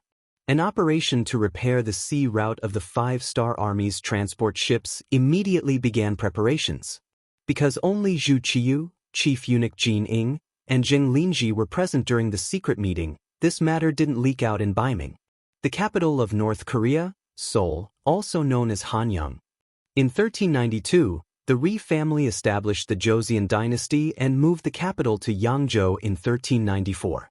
In order to express his admiration for the Han dynasty, not the Han dynasty, and his determination to serve the Han dynasty wholeheartedly, Ri Chingui wrote a letter to the Hangwu Emperor, Zhu Yuanzhang, requesting that Yangzhou be renamed Seoul. The Guiyu crisis was coming to an end. The power of the 6th king, Ri Hongwa, was being weakened step by step. Ri Hongwa's uncle, Lord Shouyang, had the upper hand. Now, Zheng Linji had rushed back from Beiming and brought the support of the Emperor of Beiming. The next step was to replace him. Li Hongwa, who had already seized the military and political power, now had the entire Korean navy in his hands. After hearing Zheng Linji's report, he summoned another important minister, Han Mingjin, to discuss the matter of the navy intercepting the 5-star army's transport ships. Han Mingjin, born in 1415, was a Korean and was a famous minister in the early years of the Joseon dynasty. He helped Li Hongwa plan the Guiyu crisis and finally seized the throne. He was called Zhang Liang by Li Hongwa. The three of them discussed the important matter in the study. After an hour, Han Mingjin left first. He had become the commander of this operation. Now, he had to make many preparations for the sea operation. Seeing him leave in a hurry, Zheng Linji walked out with Li Hongwa. Lord, Han Mingjin doesn't seem to agree with us taking action against the 5-star army. You still sent him to command the battle at this time. Will there be any accidents? Wherever there were people, there would be fighting. Korea's territory was not large and its population was not large, but when it came to fighting, it was very experienced. Just like Zheng Linji and Han Mingjin. Although they were both Li Hongwa's subordinates, they still disliked each other and fought among themselves. Li Hongwa was a smart person. He naturally saw these things, but he did not say anything to stop it. It was not that he did not have the ability to stop it, but he was happy to see it happen. He needed a balance. This might be a common method used by the emperor to control his subordinates. There won't be any meaning.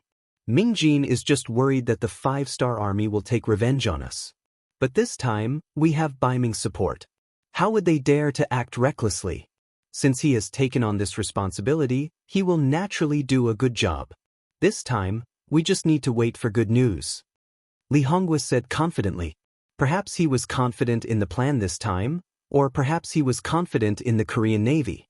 Or perhaps he simply looked down on the five-star army's strength. It was only a force that originated from the great Ming dynasty's duke. Could it really scare him? He really did not know what the Baiming emperor was thinking. He couldn't even control a subject. It was no wonder that the great Ming dynasty was divided. Of course, Li Hongwa did not know that he was looking at the sky from the bottom of a well. He also did not know that his stupid arrogance had caused him to provoke an opponent. The entire Korea would be completely destroyed because of his actions.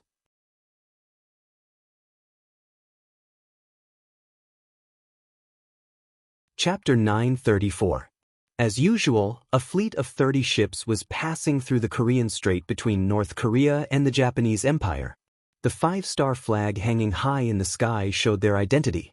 Chu Gang, the second commander of the 3rd Division, was looking ahead with his binoculars from time to time. Chu Gang was originally just a battalion commander. He worked his way up from the bottom of the ranks. A while ago, when he was dealing with the Kim Bien dynasty, he made a great contribution and was promoted to the commander of the 2nd Division. This was also his first time escorting and transporting supplies as a commander. Now that he had become a regiment commander, his status was different from before. The phrase, "stand higher and see further," was exactly what he was feeling at this moment. Looking ahead, North Korean ships would appear in the Korean Strait from time to time, which made him very unhappy. These annoying flies. I didn't like them when I passed by here before. I will find a chance to teach them a lesson. He had been on this transport route several times before, but not as a commander. Even when he saw North Korean ships staring at them, he just didn't like it. But now, he was a commander. According to the rules of the Cold Front, he could now submit a report to the 6th Young Master. He decided to finish the mission and go back to explain the dangers of North Korea. Although he didn't think that the other party would dare to do anything to him, the feeling of being watched was very uncomfortable. The fleet continued to pass through the strait. The number of North Korean ships was increasing, reaching more than 200 ships. Chu Gang, who was standing in the command room, felt a little strange. What's going on? How come there are so many North Korean ships this time? They won't dare to attack us. A staff officer next to him answered aloud. Anyone could hear the arrogance in his voice. What was the Cold Front? It represented the strongest combat power. So far, except for the 1st Cavalry Division, which was personally appointed by the 6th Young Master, they didn't think highly of any other army.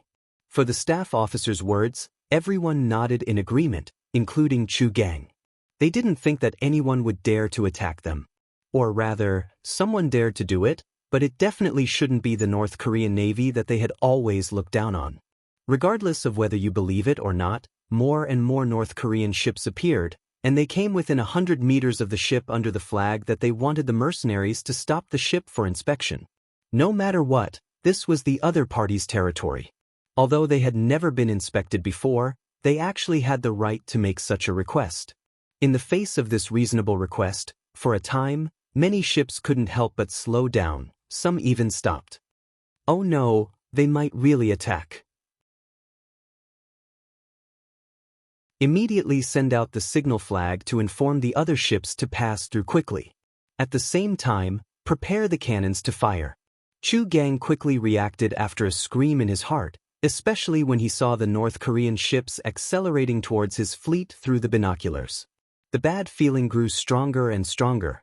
After the order was given, the flag-bearers quickly rushed to the bow of the ship to convey the commander's orders. At this moment, the North Korean ships that were approaching also began to move. They first accelerated and rushed to the side of the 5-star Army's fleet. Then, in a planned manner, 7 or 8 ships surrounded one of the 5-star Army ships. The deck of the ship was filled with North Korean soldiers holding bows and arrows. When the distance was less than 100 meters, the bows and arrows rained down like rain. The long-prepared attack began. They didn't prepare, or rather, they didn't think that a small North Korean would dare to attack them. The moment they met the enemy, the five-star army suffered a loss. A few of the five-star army officers that were prepared to shout were shot by arrows, either dead or injured. This was a battle that they weren't prepared for, and it was also an unequal battle. Since they weren't prepared, and the number of ships was 8-1, the 2nd Regiment of the 3rd Sea Division fell into a difficult situation as soon as they met the enemy. Dozens of officers and soldiers were caught off guard and shot by the arrows. They either fell to the ground or fell into the hands of the soldiers. The five-star army, which only had 2 battalions guarding the ships, fell into a disadvantageous position. Considering the fact that they had to escort more supplies, the 2nd Regiment didn't send out all of its members. The 1st Regiment only sent out 2 battalions of the 5 battalions. Even with the addition of the commander and some officers, there were only about 800 people. Divided into 30 ships, there were less than 30 soldiers on each ship. The North Korean Navy sent out more than 200 ships and more than 10,000 soldiers. This kind of disparity, in addition to the fact that one side came prepared and the other was unprepared, the battle instantly became one-sided. After the North Korean ships gained the upper hand, they quickly began to close in. When the distance between them was less than 20 meters, a large wooden plank that had been prepared beforehand was thrown out, forming a temporary passage between the 2 ships. Fire the cannons. Commander Zhou Gang on the main ship saw that the situation was getting worse and worse. He first took a gun from the staff officer beside him and shouted. At this moment his eyes were red. The fleet was under attack, and as the commander here, if he couldn't solve the problem, then whether he returned or not, only death would await him.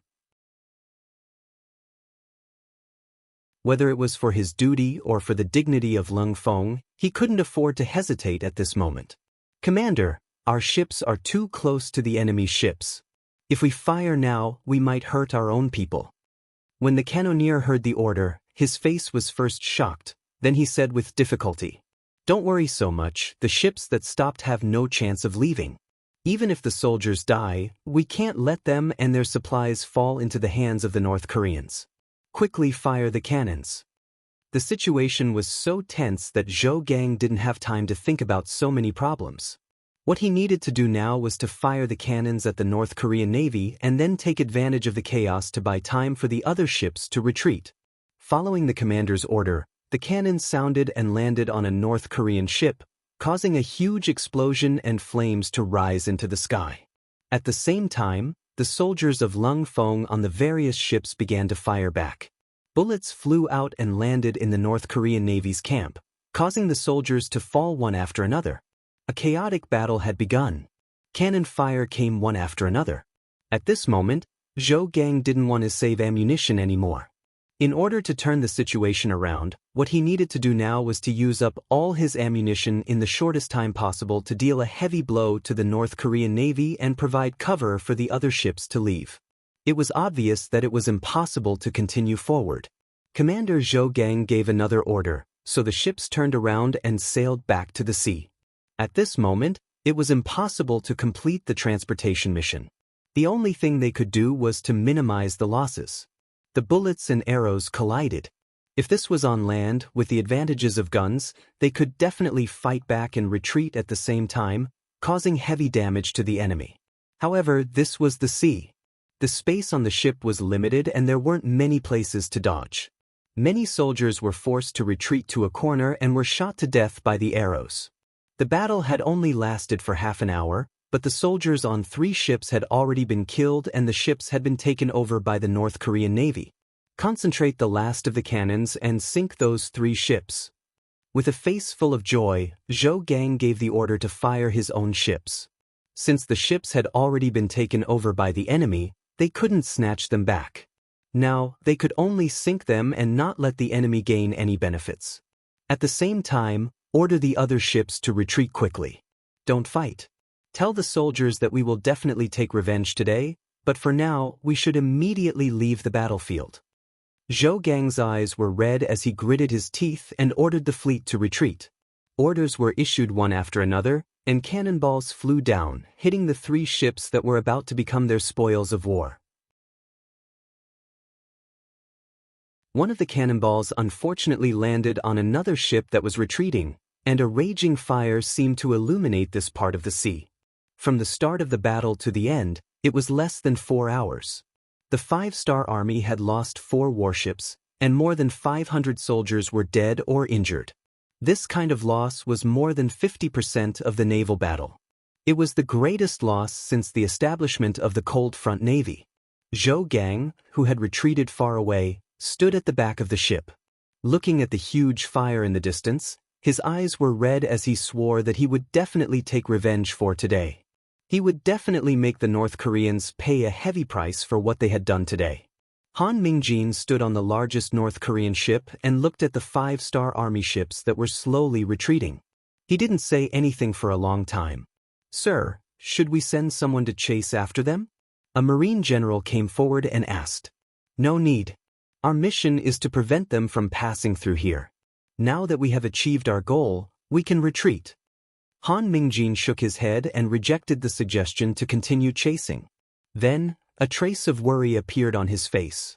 A power that even the great Ming dynasty had to be wary of, and now they had taken the initiative to provoke them. What kind of consequences and effects would there be? Han Mingjin didn't dare to think about it, but his gut feeling told him that they seemed to have done something wrong this time. They seemed to have to pay a price for it. However, no matter how much Han Mingjin thought about it, he would never have thought that this would be the beginning of their North Korean destruction. From now on, there would be no North Korea in the world. Zhou Gang took advantage of the advanced nature of the ships and quickly left the battlefield. After leaving the Korean Straits with 26 ships, he reported the details of what had happened to the Navy headquarters in the form of a telegram. At the same time, he requested to be dealt with. The Navy headquarters telegram room was also in chaos after receiving this telegram. Vice Commander Gao Xiong, who was in charge, didn't believe the contents of the telegram. He didn't believe that someone would take the initiative to make an enemy of the 5-star army.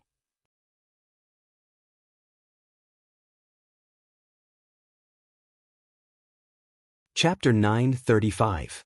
Call back immediately and confirm if it's true. Hurry! Although Gao Xiong knew that the officers under him would not have the guts to make a false report, he still needed to confirm it. Soon, the verified telegram was sent back. Zhou Gang used his head as a guarantee. Gao Xiong knew that things would not go wrong. He quickly said to the adjutant beside him, "Let's go to the palace." At this moment, the palace of Chichen City was extremely tense. It was only because the second madam was about to give birth. According to the authoritative doctor, Zhao Yanmei, the child should be born in a few days. Because of this, the atmosphere in the palace was extremely tense. When someone walked past the second madam's palace, their footsteps would be much lighter, as if they were afraid that they would make a noise and disturb the madam. That would be too great a crime. Yang Chendong, who had always been calm in the face of trouble, also showed the nervousness of being a father at this moment. In both his previous life and this life, he had experienced a lot of bullets and seen countless moments of life and death. However, this was the first time he had his own child. People were always full of respect for the unknown. At this moment, he was no exception. Nervousness and apprehension had been wrapping around him. Beta Persei changed his usual carefree attitude and carefully came to Yang Chendong's side and whispered, "Young master, Deputy Commander Gao is here. He said that he has something important to say to you." Yang Chendong, who was already a little nervous, frowned after hearing Beta Persei's words. No one did not know what time it was, but Gao Xiong still came. This was enough to show the importance of reporting. "Okay, tell him to wait in the side hall." In the side hall, Gao Xiong received the telegram from Zhou Gang and handed it to Yang Chendong. Then he lowered his head and said, "Sixth young master, I have sent a second telegram to confirm the authenticity of this matter." What a bold North Korean Navy. We did not go to find trouble with them, but they dared to find trouble with us. They really don't know what's good for them. Yang Chendong read the report. After seeing that 4 ships had sunk and nearly 500 soldiers had died, he suddenly slammed the table. His eyes were filled with a terrifying light. "Yes, I am also responsible for this matter. Our Marine headquarters has never paid attention to this problem. We always thought that no one would dare to do anything to us, So we were careless and gave the enemy an opportunity. I am sorry. Seeing that Yang Chendong was angry, Gao Xiong quickly bowed his head and admitted his mistake. The Marine headquarters is indeed responsible. Some people have been blinded by victory. This incident is a wake-up call for us. Underestimating the opponent at any time is a fatal behavior. You have to use this incident to reflect on yourselves. Yes, sixth young master. I will reflect on my actions. Knowing that Yang Chendong was greatly dissatisfied with this matter, Gao Xiong needed to express his stance. You don't need to reflect on yourself. This time, everyone is responsible. After you go back, immediately hold a meeting and carry out self-reflection activities. Then prepare for battle. Yang Chendong thought back to the last time he returned to Chosen City from Haijin. He saw the North Korean Navy in action. At that time, he felt that this was a problem, but he didn't expect the problem to erupt so quickly. Gao Xiong left quickly after receiving the order. Yang Chendong sat in the side hall and did not leave immediately. He still had to think about a problem. He had no contact with North Korea, and there was no hatred. Why did the other party choose to attack him? This did not make sense. Beta Persei, send a telegram to Yang San and ask him to send someone to find out which force North Korea has been in contact with recently. Also, let Yang San inform the North Korean Security Department and ask them to arrange the troops there. Conduct a detailed investigation of the strength of the army and report it to me. Yes, young master. Beta Persei agreed and turned to do it. Yang Chendong, on the other hand, threw this matter to the back of his mind and strode towards the backyard of the palace. The Cold Front Navy was raided by the North Korean Navy, and it was said that they suffered heavy losses. The news quickly spread, and then the 6th Division commanders of the Navy put down the things at hand and went straight to the Navy headquarters. In the headquarters, the division commanders arrived one by one, and then there were voices shouting to go to war and avenge the Navy. Gao Xiong explained to everyone that the 6th young master already knew about this matter, and all they had to do was wait for orders. At the same time, he called everyone together for a meeting to discuss which division or army should take action to wash away the shame of the Navy. Just as the Navy headquarters was boiling, a sharp cry came from the palace of Haijin. Yang Chendong's eldest daughter was born. It had a chubby face, 2 rows of curved eyebrows, a pair of big, bright eyes, a small nose, a pair of bodhisattva ears, a small, chubby mouth, and a round double chin under the mouth. Her hands were chubby, and her fingers were short and thick. She was very cute. Carefully hugging the eldest daughter in his arms, Yang Chendong couldn't close his mouth from smiling. Taking this opportunity, the eldest Madam Hu Yen came forward to ask for the name of the child. Yang Chendong had long been prepared. Previously, Zhao Yanmei had also said that it was very likely that this child would be a girl, so he said, her name will be Yang Jie, which means pure and kind. Her nickname will be Lele, and she will be happy for the rest of her life. Lele's voice made the palace really lively for a while. Yang Chendong also received the congratulations of the officials. On the 7th day of Lele's birth, he came from the palace to the Navy headquarters. At this time, the Navy headquarters was full of officers, and there were 2 generals with gold stars on their shoulders. They were the 1st Sea Army Commander Gao Xiong and the 2nd Sea Army Commander Yu Guang. You're all here, then sit down for the meeting. After Yang Chendong's eyes scanned the crowd, he sat down at the head of the table. The other officers, led by Gao Xiong, also sat down in their chairs. Each of them was in a dignified position, standing in a military posture. Is Zhou Gang here? Tell me about the situation. After sitting down, Yang Chendong took the lead and said. As he spoke, Zhou Gang, who was in the last row of the meeting room, stood up. He was just a captain, and according to the rules, he was not qualified to participate in such a high-level meeting. It was only because he was a participant in this battle that he made an exception. 6th young master, the situation is like this. Although he had reported the ins and outs of the situation more than once since returning to Crimson City, this was the first time he reported in front of the 6th young master. After a quarter of an hour, Zhou Gang finished his report. In the end, he asked for instructions as a participant, Sixth young master, this battle was completely unprepared. Many of our comrades died miserably. Facing the enemy who was already prepared, some of them did not even have the chance to shoot. But even so, none of them retreated. They fought with their fists, feet, and even teeth. They were very brave. Okay, I understand. You can sit down. Yang Chendong looked at Zhou Gang with appreciation and nodded. Because of Zhou Gang's seat, the conference room quickly fell into silence again. But everyone's eyes fell on Yang Chendong at this moment. Obviously, they were all waiting for an order, an opportunity to take revenge on North Korea.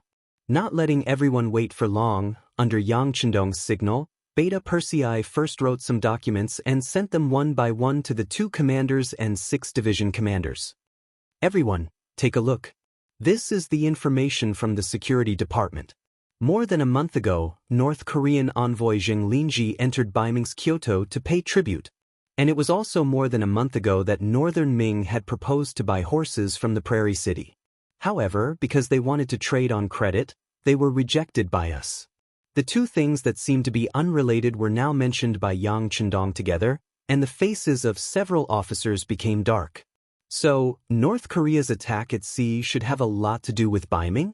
Just as everyone's thoughts were changing, Yang Chendong once again gestured to Beta Persei, and another document and map were sent to the hands of the officers above the division level. These are 2 maps of North Korea obtained by the Intelligence Department. They clearly mark the deployment of the North Korean military forces. After comparison, the 2 pieces of information are consistent. It should be true and credible. If you have any opinions, you can speak up. What else is there to say? Of course, we'll fight. This time, no matter who ordered the North Korean Navy to fire at our 5-star army, it's a provocation. They should be prepared for our retaliation. Deputy Commander Gao Xiong was the first to speak. It seemed that Gao Xiong was a little agitated and even a little straightforward, but in fact, he had already expressed his attitude. The enemy this time was only the North Korean army, and it had nothing to do with Beiming.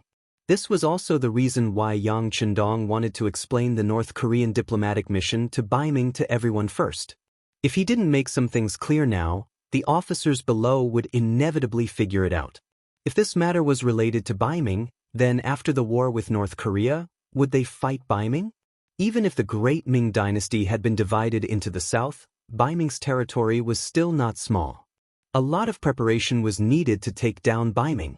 With Yang Xie's current strength, he didn't have the appetite to take down Beiming. It wasn't that the 5-star army wasn't strong enough, but that Yang Xie wasn't strong enough.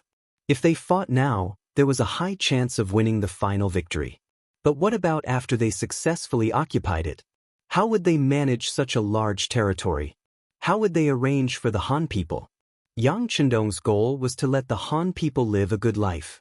He wanted them to walk at the top of the world and become the most respected race in the world. If they only took down Beiming but couldn't manage it, and instead let the people live a bitter life, then it would go against his original intention. This wasn't what Yang Chendong wanted to see and hoped for.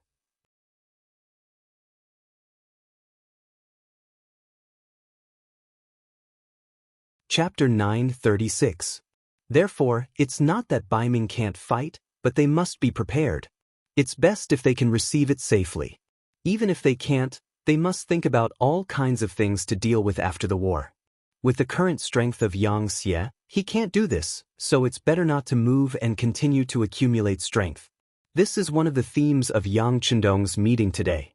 Fighting North Korea is fine, whether it's to show the dignity of the 5-star army or to avenge the dead brothers. This war must be fought. But it must not involve other people, especially Beiming. No one is allowed to cause trouble, otherwise, it will be asking for trouble. Gao Xiong saw this and immediately expressed it with practical actions. Those who can become officers of the army and division are all smart people. They all stood up and expressed their opinions one by one. There is only one purpose, and that is, this time only the North Korean army is targeting them, and they only want to fight the North Korean army. The strategic goal is set, then it's time to choose the army to fight. Under the leadership of Yang Chendong, the 2nd Marine Army got a chance to fight. This is also the opportunity that the sixth young master gave the Second Marine Army more opportunities to practice. Although the individual quality of the Second Marine Army soldiers is still very good, after all, they still lack combat experience. This time, it's a good opportunity to deal with North Korea. Next, they just need to wait for them to come up with a battle plan.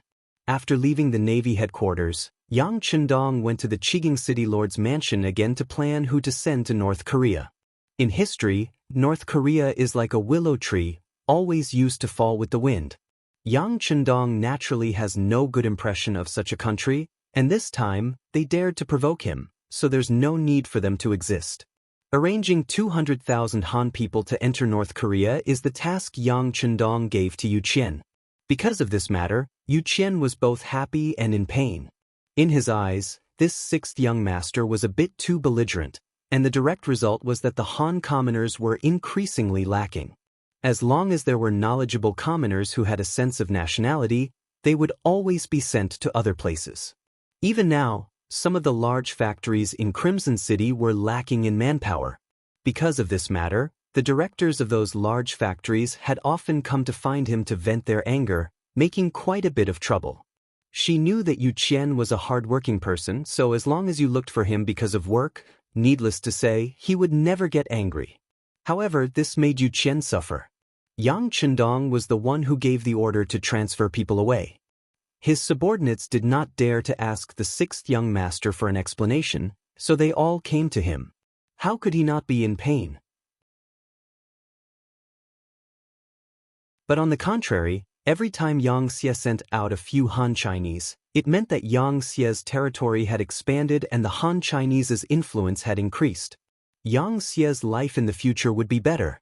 As a Han person with a strong sense of national pride, Yu Qian felt very happy about this. He was very optimistic about Yang Chindong's way of doing things. In his view, the Han people had the best history of civilization, the highest intelligence, and even the kindest heart. They were educated, courteous, and open-minded. They should be the rulers, and should not drag out an ignoble existence under the oppression of the foreign races. Yang Chindong was working hard to do this step. Since he had caught up with this good era, of course he should do his best to cooperate with him. Therefore, whenever there was a need for cadres, half of the city lord's mansion would be taken away.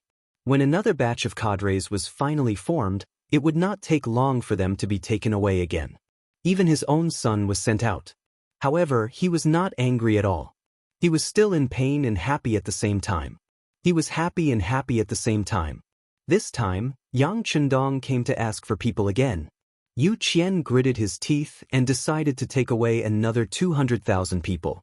But considering that if this continued, the Han population would become smaller and smaller, and in the end, they would not be able to make ends meet.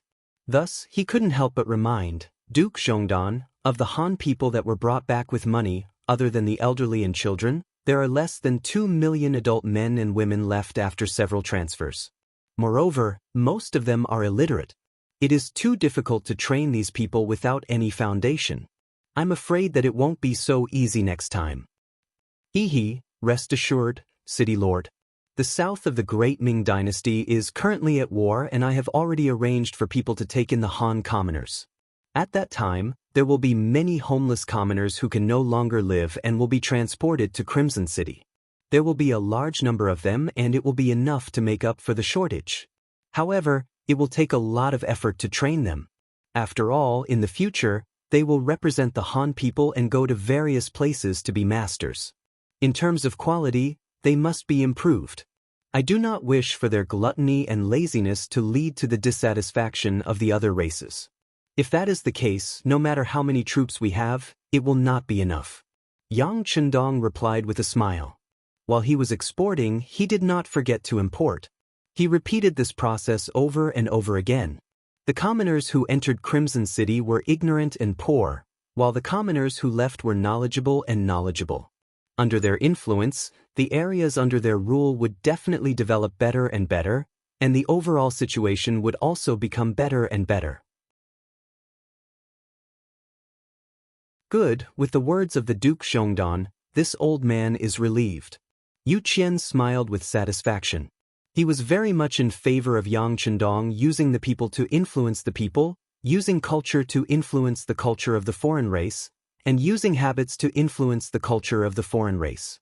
As long as this matter was done well, perhaps after 100 years or even not so long, it would only take 2 or 3 generations, everyone would be used to the Han people being the most powerful and noble race in the world. They would be used to learning Chinese and speaking the Han language. In the long run, it was possible for the world to become one. Yu Qian promised to give another 200,000 people who were already educated and had a certain level of skills. This was equivalent to having the cornerstone to enter North Korea. Next, Yang Chendong successively gave orders to Shurching, Laos, Vietnam, Cambodia, Luzon, and other places. He asked them to prepare 30,000 to 100,000 people and prepare to move out.